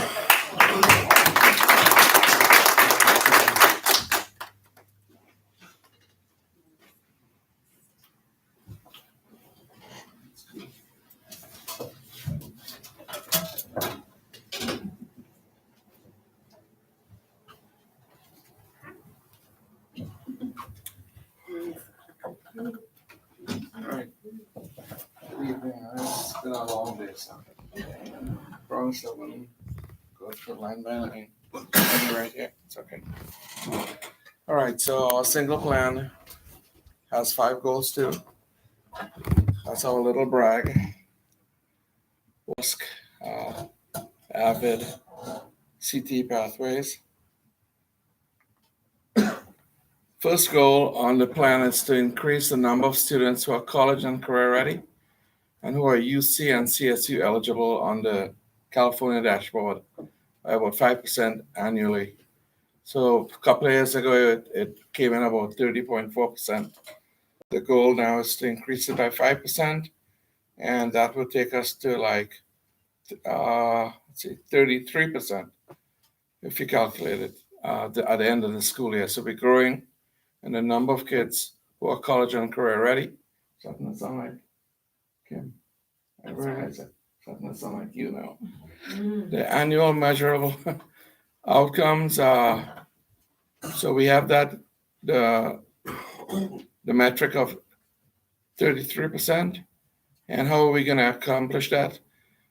Well, we now have a college and career, hopefully, we wait still, college and career counselor who will meet with our subgroups, the African Americans, the English learners, to kind of bring up the more access to the freeway from the on-ramp, as we call it. Offering AP classes, and having the college and career counselor to assess transcripts for the A through G requirements.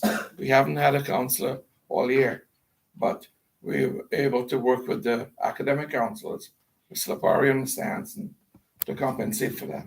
So that was paid attention to from the get-go. And also AVID, increase the number of students enrolled in AVID classes and taught with AVID strategies in all classes. So all that collectively should help us boost the percentage from 30.4, which is a 2-year ago metric, to 33% at the end of this school year. Goal number 2 is about our mental awareness program. When we had the continuous improvement plan process going on, we arrived at this, and it works out perfect to be in one of the goals.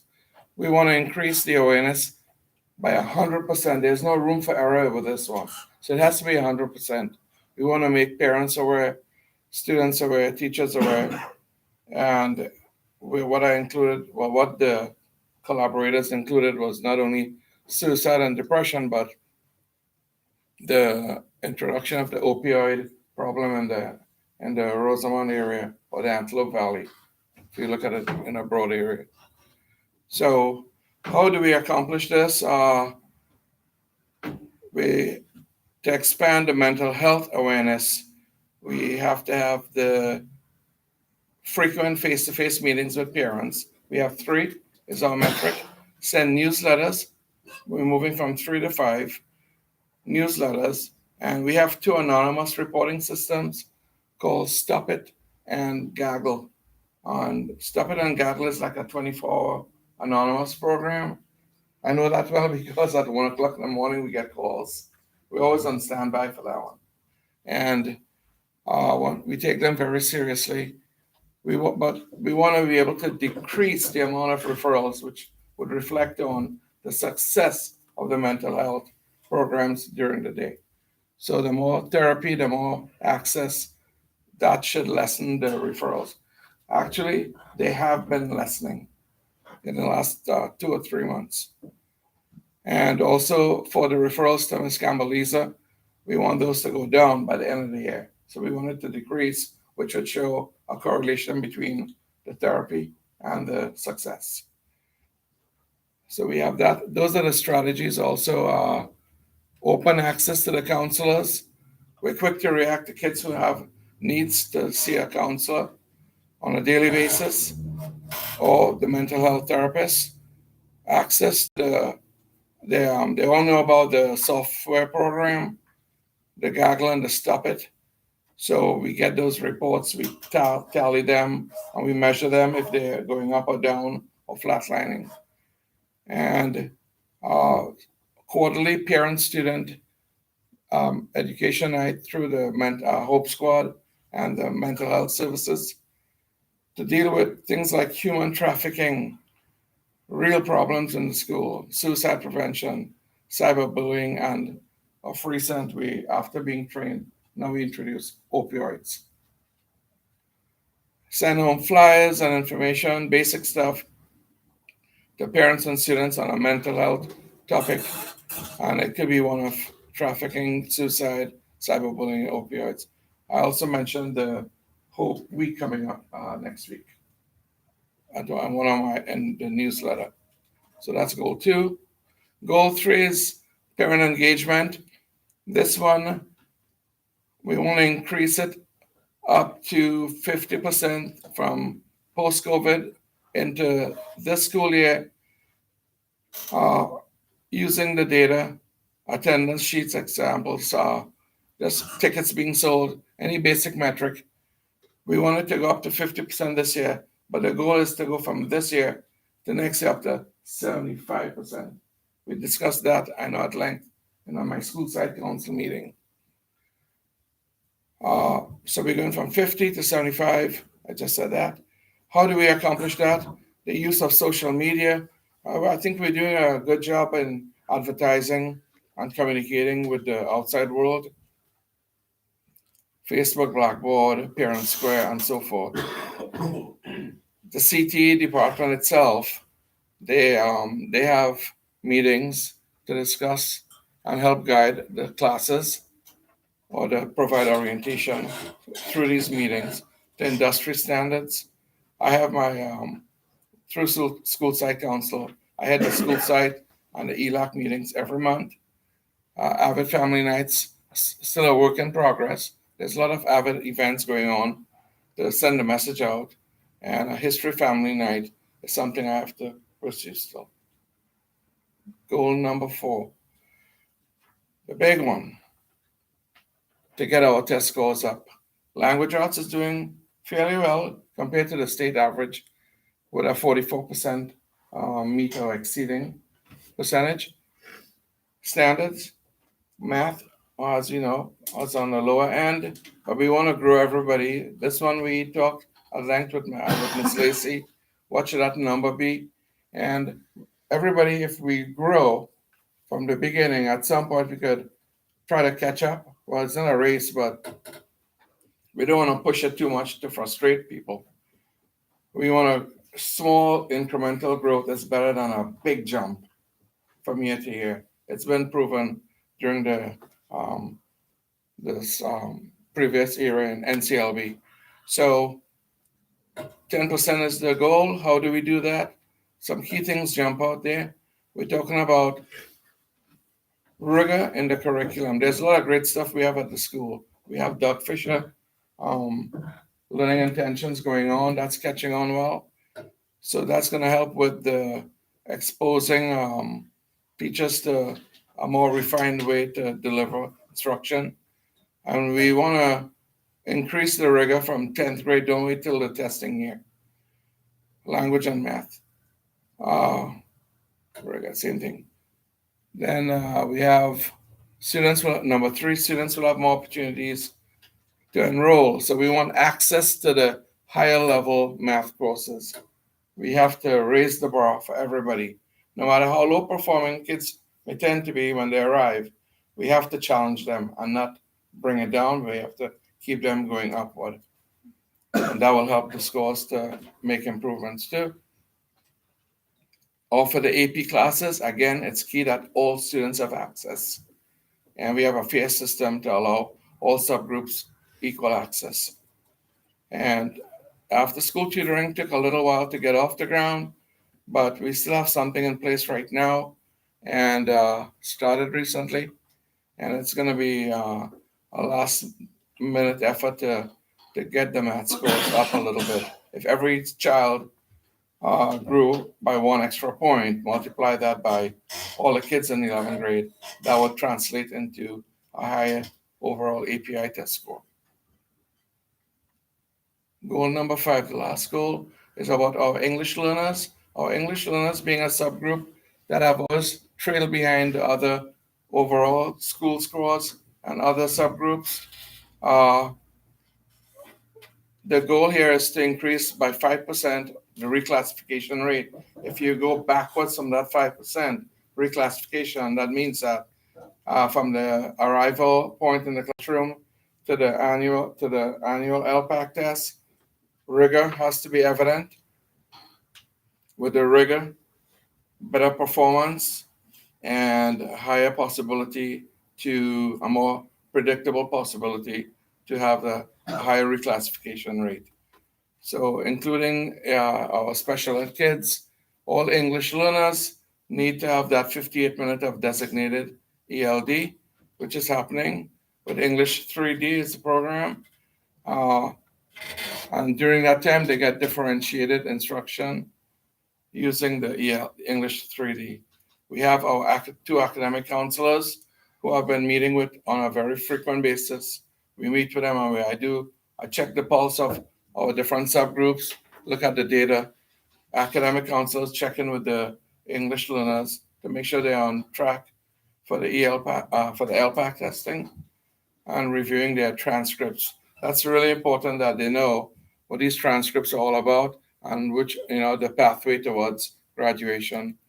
English Learner Boot Camp was not done in the past. I'm hoping that we could still, when I arrived on the scene, we examined that and what it meant, spoke to the teacher in question, and I would like to see this goal materialize where we have a last minute push to increase the rigor, so get them ready for their end of year CASP test or the interim LPAC test.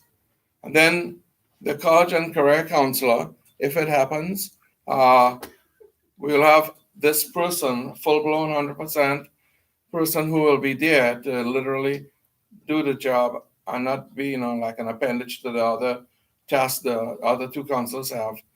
This becomes a priority, and I know next year it will be in full bloom, but right now, for the rest of the year, we want that counselor to get here quickly, get him a place, first of all, and have him work with our English learners, many kids, but this particular subgroup, since it's our SIPSA goal, to make sure they're on the college path, taking the required A through G courses. And and overall, the key to all of this is we want to make sure our EL students are exposed to high standards and rigorous curriculum. That's what I have. Thank you. Oh. Which one? This one. Thank you. Hold on, he exited me. That was my fault, sorry. No, it's okay. Oh, we started Abraham Lincoln. Hi, good evening. We're going to begin with Abraham Lincoln Independent Study. On our SIPSUP, for our first goal, Abraham Lincoln will increase the number of students in each band, met standard and exceed standards on the CAS by 3% in ELA annually. All the teachers have been working with the students throughout the year on their note-taking skills. They surprised me at our last PLC. They've been developing a writing program. What they've noticed is that there is a huge disconnect in ability levels. And as soon as they finish the first round of writing projects, we're going to have that bound, and they would like to deliver that to the board just to see their first round of writing samples. From what I've seen so far, it's very impressive. Our second goal at Abraham Lincoln will ensure that all students make progress towards college and career readiness by the time they graduate. An increase of 30% will be shown for students' progress towards college career readiness on the California School Dashboard. We're excited. Right now, we have 3, possibly 4 students that are concurrently enrolled at either ABC College or Saracosa College. That was not an option prior to this. I'm very grateful for the high school working with us. They got us in. Ms. Lampari has been instrumental in having a lot of our kids just apply and get accepted to that program. So we're excited about that. The kids are excited. They like seeing that on their transcript. Goal number 3 is to increase annually the number of students graduating within 4 years of starting high school by 5%. At Abraham Lincoln, we have a lot of students that, especially this year, we have gotten at different times. We're going back to when they started high school, whether it's Rosemont High, Lancaster High, Palmdale High.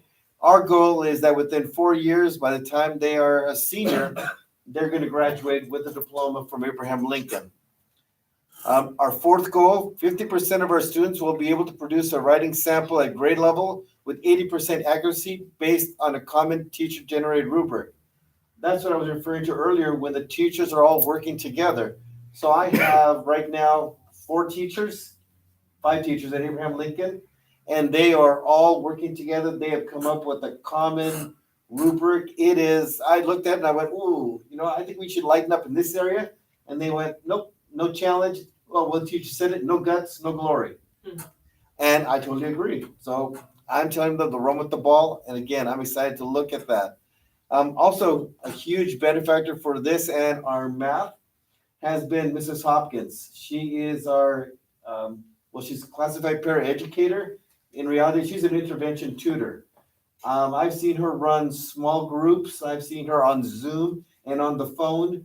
She is working with all of our kids. She is there Monday through Friday, 8 a.m. to 2 o'clock in the afternoon, with the exception of this week. Unfortunately, last weekend, she broke her arm and she had to go see the orthopedics. We're crossing our fingers, no surgery. But the doctor put her out. She's not allowed to be back on campus until next Monday. The kids missed her. I've yet to meet any kid who is getting tutoring or has to come in extra time say, God, I miss my tutor. So I'm excited. She's doing a phenomenal job. I can't see what she has in store for us when she gets back. She'll be a little slower, but she's going to still just keep up the rigor. Our fifth goal, students at Abraham Lincoln will be exposed to academic vocabulary and use that vocabulary to communicate math thinking clearly and coherently to support the requirements of Common Core state standards, which will increase the number of students scoring at at Met Standard by 9.5% on the math portion of the CASP. In working with Ms. Coy and working with Ms. Hopkins, what we realized is that a lot of our kids know what they need to do. They just don't always recognize the language on the CASP test. So we are exposing them to more academic language. They may sit there and say, oh, you mean I got to do this? And we say, yeah, you're absolutely right. You need to put this one and this one together. But when you're a mathematician, you call it adding. You call it the sum of. So we take what they already know, and then we're just building in the academic language. Tell them this is the same thing. So they're going, okay, so that when they look at the CASP, it's not going to be, I don't know what this means. They're going to have a better understanding. They're going to say, oh, yeah. They write that in their notes, they write that in their journals, and we're looking, and I'm excited to see what our test score is gonna be this year. Because this is gonna be the second year that our 11th graders, well, second year they've been exposed to, when our 11th graders get tested, to see how well they've grasped what we've been teaching them and tutoring them on. Any questions about Abraham Lincoln? Okay, if I pass forward, it goes to Rare Earth. Mr. Torres, I Yes, just ma'am. want to say to you that I love the idea of the rubrics. I think that's something that you should bring to the next grading committee and perhaps share what one of the writing rubrics that your teachers have created. Sure. Because they're already where we want to be with regard to some of our assessments, and rubrics are a great way to go. Sure, again from Mrs. Stevenson. Thank you. Rare Earth High School. For Rare Earth, our first goal will be to increase the number of students in each band, again, meeting standards, exceeding standards on the CASP by 3% in ELA annually. We get them at different times of their academic career. We get them different times of the year. But the goal is still there. For those that we've had for at least a year, and our 11th graders this year, we're going to increase. A flaw that we noticed this year is not all the teachers had the same requirements for notes. So what we will be instituting as one of our strategies is, and we've already started to work on this, is we are coming up with a common format for note taking. The students are able to use this on a regular basis. And for our go-getters, the notes are beautiful. They bring you to tears. For those that are not as motivated, we get one or two words. So by giving them an actual template, asking them and teaching them what they need to fill in, how to take the notes. Right now, we're bouncing around with the idea of Cornell notes, because that's an avid strategy a lot of my teachers are familiar with, but the students are not as well versed in it, or something that's going to be more of a narrative that they would be able to refer to when they are studying for an exam, the midterm or the final. So we're working on that for this year. Our second goal at Rare Earth will be to increase student attendance school-wide by 5% annually. I know that we got most improved, and I'm very, very happy that we're back in the positive. But chronic absenteeism is synonymous with Rare Earth right now. We are having a real issue with that. We're making phone calls home. We're bringing parents in. We're conferencing with them. Maybe we're going to need to sit there and start looking at some incentive programs. My only hesitation is most employers don't have an incentive plan for you to show up on time or even to show up to work every day. So we don't want to build any bad habits that they're going to go to McDonald's and go, but Mr. Torres used to sit there and give me a cupcake every month if I came in. So we want to prepare them for the real world. We want to prepare them to be responsible. I don't have any singing stories for this year. I know last year we got one kid that graduated from school every day because his mom would set it to auto answer and I sang to him, and that was enough torture to get him to school every day because he wanted me to stop. But we don't have that. We don't have that in place this year, unfortunately. Our third goal, Rare Earth will increase annually the number of students graduating within 4 years of starting high school by 15.5%. Last couple of years, we've seen a small decrease in the number of graduates. We're sitting at about between 50, 51%. We need that to jump up. A large portion of that is just motivating these kids. We've been meeting with the teachers, meet with them on a weekly basis. We set goals. I'm sitting down and I'm meeting with them. And if the kid has got kind of a lazy-daisical attitude, we're calling mom, we're calling dad, we're calling grandma, and giving them the option. Either they can come down and meet with me and the kid, or they can just put me on speakerphone at work, and then we can have that conference right then and there. I've seen an increase in the number of parents coming in, small, but still there. Oh, do I need to tap something? Thank you. So we're looking to increase that more by next year. We're also looking to get the teachers more involved.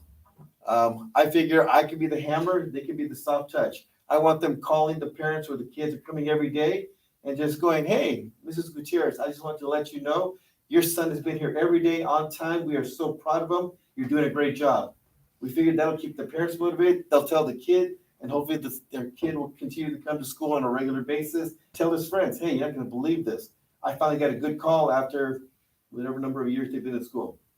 So we're looking to sit there and just have the teachers be the soft touch, and then I can come in and have the difficult conversations. Our fourth goal, 70% of our students will be able to produce a writing sample at grade level with 80% accuracy based on common teacher-generated rubric. Once we get all the kinks out of what the teachers are working at Abraham Lincoln, we're bringing it to Rare Earth. We realize that we don't have a like conference time in the morning. However, during their English class, we could take the first 20 minutes, and we're still playing with the idea of direct instruction. Actually sitting down the entire group, telling them to, this month we're going to write about, let's say it's October, we're all going to write our own horror story.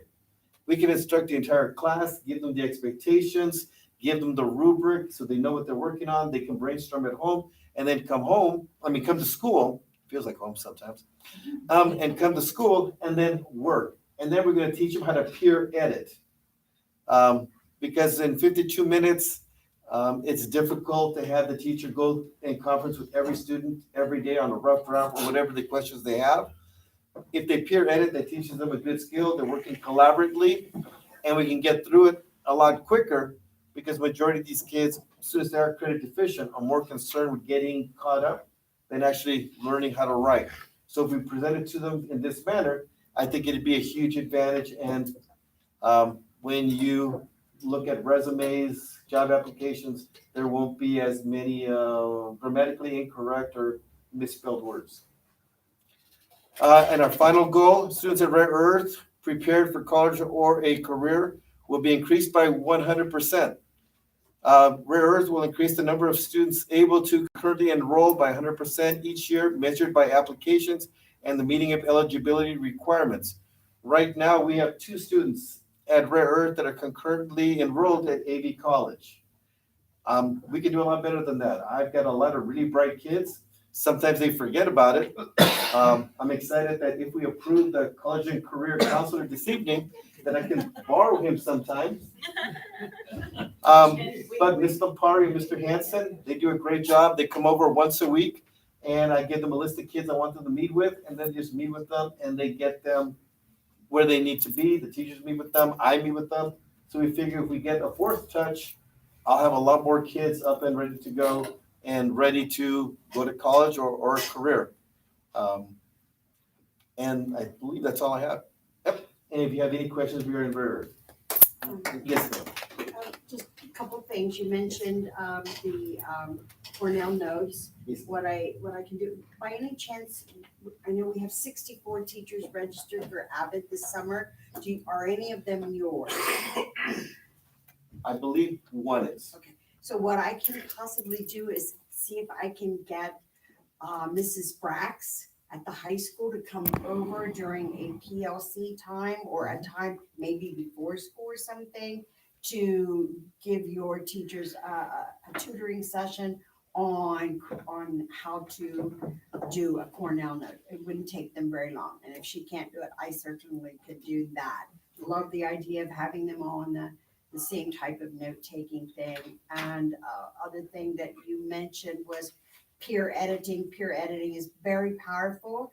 I love the track you're on, Mr. Torres, because peer editing, and the more you edit your peers' papers, the better writer you become, because you learn not to make those mistakes that you're acknowledging or correcting on your peers' paper. So that's a very, very powerful tool. Thank you. Yeah. And we'll get the garden up the road. Tell me when it comes. Okay, next up is adopt NGSS science curriculum for Roseman High Early College campus. Yes.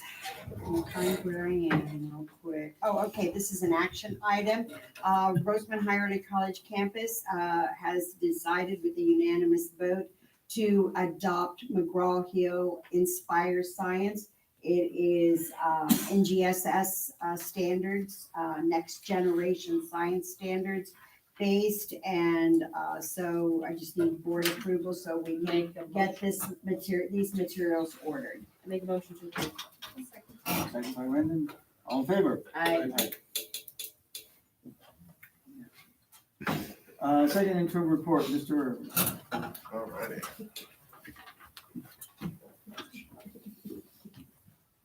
You still awake? No. Well, We're good, ready. because you won't be after this. Robert's got jokes. Alright. Got checks. So second interim, so this is our second look during the fiscal year of how are we doing? Hopefully at this point, districts aren't having red flashing lights. That, we're headed imminently for a cliff because we're also at the end of non-reelect and layoff windows also. So the personnel side gets real difficult after this. Thankfully, we're not in that position right now. So fingers crossed, knock on wood. I don't have to deal with it. So we're gonna start off with revenue. Things will start to look rosier, and then it gets a little bit more doom and gloom after that. But that's kind of the nature of things right now. Our estimated revenues for this year are 73 million, which is a lot higher than it was last year. But this year's state budget included extra LCFF base COLA, learning loss mitigation funds, more funding for ELOP. The district also received the grant money for the community school partnership. So there's, more sources of money coming in, which are great. The increase up to 73 is about $8 million more compared to first interim was, because more of these funds also the Art Music Education Block Grant. There's a lot of funding that is coming in right now, which all sounds great until we start looking into the multi-year and things get a little hazier. So our unrestricted revenues are based off the LCFF calculator. So this is basically an Excel spreadsheet put out by FICMAT of how the districts stack up, what is their LCAP look like, what is the district's student population made up of, and how does that reflect back into our supplemental concentration dollars. And then also we have our restricted funds. This is our Title I's, Title II's, our categoricals, the COVID dollars, things that, have specific strings attached to how they get spent. So for this interim, it includes, the community partnership program, but ESSER 3, it doesn't include all of that for this year because we still have ESSER 2 dollars, and we have another year and change of ESSER 3 to, maximize the lifespan of these funds, but still spend them within their allocated windows. Right now, our estimated funded ADA is at 3298, almost 3,300, which is based off of our total at P1. And then our reserves are projected at 21.15% by the end of this year. Right here is a breakdown of all of the revenues. You'll see that there's a slight dip in state LCFF revenue, and then a major swing on the other state revenue. Also included in that is, again, the community school partnership was $1.3 million. There's the 60% reimbursement on the transportation that's new to this year's budget. So there's a little reshuffling and some major swings on things that are state funded. Overall, so that there's the breakdown of everything there. And then we get to more of the doom and gloom part of things are our expenditures. It's nice to see the money coming in, and a little sadder to watch it go. But it's all for positive student outcome and all of that. So the goal is not to hoard all the money. But right now our budgeted expenditures are at $62 million. Again, this is more of the one-time funding for supplies, support, services that, also this includes the carryover from last year's LCAP. Our current S&C for this year, so supplemental concentration dollars that I mentioned in revenues, go to fund our unduplicated people, so our foster homeless youth, EL students, free reduced, all of that. Right now, based off of the LCFF calculator for second interim, is at almost $12 million. And then 73.89% of our budgeted expenditures are salary and benefits for employees. Where here's the breakdown of expenditures, where you see a large, not a major shift on the salaries and benefit side so much, but where you see the big shift is our service and operating expenditures and our books and supplies, where some of this is, as we all know, the district's had, staffing issues and all of that. So where we haven't had, on-staff psychologists and SLPs that, becomes work that we then have to contract out. So that's getting reported out in the service and other operating expenditures. And then as we work through the COVID dollars and, the joy of the FPM audit and everything, and making sure that things are being spent properly and not just, we have money, let's just throw it at a bunch of stuff and hope nobody, there's eyes on all of it. And I don't sleep well enough as it is. So I'm trying to make sure everything is buttoned up and that it doesn't boil down to, we gave you $8 million for this and you got to figure out how to pay us back for it because you did it all wrong. Those are the things that keep me awake at night. So there's as far as capital outlay, that may increase. It's gone down temporarily here. It may increase with some, depending on how things line up with transportation before the end of the year, where again, if we need to increase routes and things, we're going to need vehicles to move students in. I don't think we have enough people to do piggyback rides across town. Thank you. He's on fire tonight, right? Yeah. I'm trying to keep people awake. You guys are all dead. It's been a long night. So this is what the current year assumptions are for the multi-year projection. It includes our current year COLA, our base grant COLA, what our current ADA percentage is, and the number of students.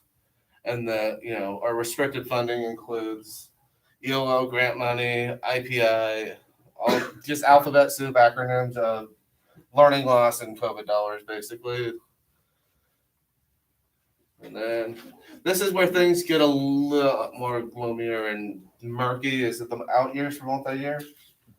Because even in getting ready for tonight's board meeting, read an article from UCLA School of Economics on, is the state heading towards a recession?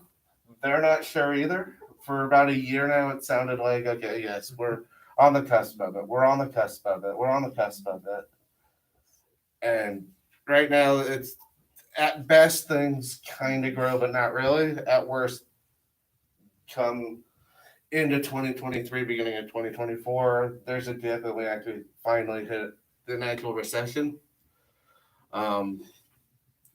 The COLA for the multi-year for next year is based off of the governor's January budget preview, which happened January 10th. And then basically simultaneously, I learned what an atmospheric river is when the north half of the state flooded, which will now delay state taxes as counties and affected folks have extensions on when they can pay their taxes, which is great for them. Kind of makes it hard for me to budget if the stuff that was due in April won't get paid till October. So it kind of leaves a gap for the state. And then same thing with the weather last week. In all, I think there's 21 counties in the state now that have extensions on their taxes. So not exactly sure what state revenues look like for next year. January, the governor was very high on education as part of the overall budget, which great for us because that's where we are. But based off of the legislative analyst office review of the budget, they thought that was a rosy outlook and optimistic. And given the constant march of inflation, CPI going up, delay in state revenue through taxes, while the COLA might come in at 8.13, it very likely may not be funded entirely add, that's, the 813 is a statutory number, so it's based off of 2 years worth of data that, pops out a percentage of this is what your COLA is statutorily, and then the difference becomes what's actually funded, because as I think we all are aware of, just because statute says 813, if the state can't afford 813, it may come in at 6, and then they make up the other 2% down the road. But really, it won't be until May revised at the earliest that we find out what the state's real, funded COLA will be, as opposed to what the statute says it should be, since it's all formula based. And then, while education was overall very well funded through the state budget, other sectors weren't.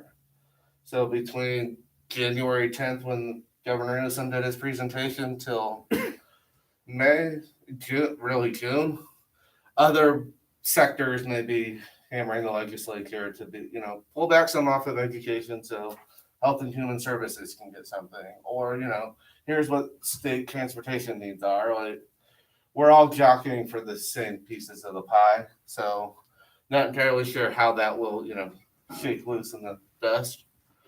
CPI is based off of School Services Dartboard, which is a helpful tool that also has upcoming costs for employer pensions.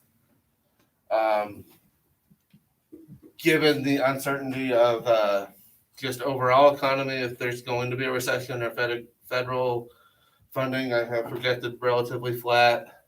And then the funds that are expiring at the end of this year or September of next year, have shown fully expended while continuing on with ESSER 3, because there's another year of it. This is what multi-year projection reserve balances look like currently. The last couple interims and things, it's been more of a rocket ship of, everything going up. Given how uncertain the future looks, it's more flat than it has been, which is, I think, getting more and more tethered to what reality is. And as time has progressed and everything, is the rubber band effect of revenues and, here's all of the state and federal money we can throw at learning loss, like, starts to come back into what, resembles the way things have more traditionally been done. And then here are the cash balances of the other funds as of yesterday morning, and expected balance for state facilities, number Fund 35 down here, where it's 15 million, but that's where the tropical project's being paid for out of. That's what the modernization at RES is going to be paid out of, so actual cash balance is higher than that. So this is just expected by the end of the year with all the pay apps and everything that come up, as weirdly enough, the contractors don't wait till everything's completely done to send one invoice, but probably helps for budgeting purposes. And that's the end of that. Hopefully I did not put anybody.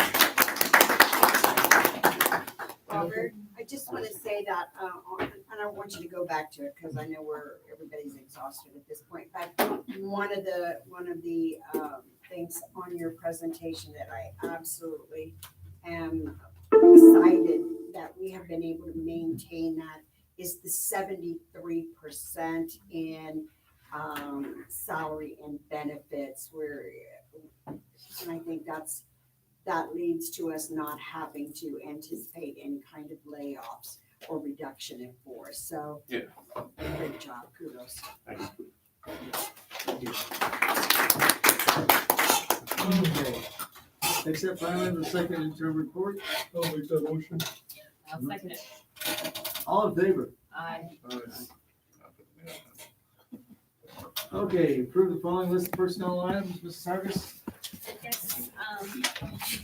Yes, you approve our list of personnel, and I would be remiss if I didn't mention, I heard a lot of people say that they have a lot of work for that college and career coordinator.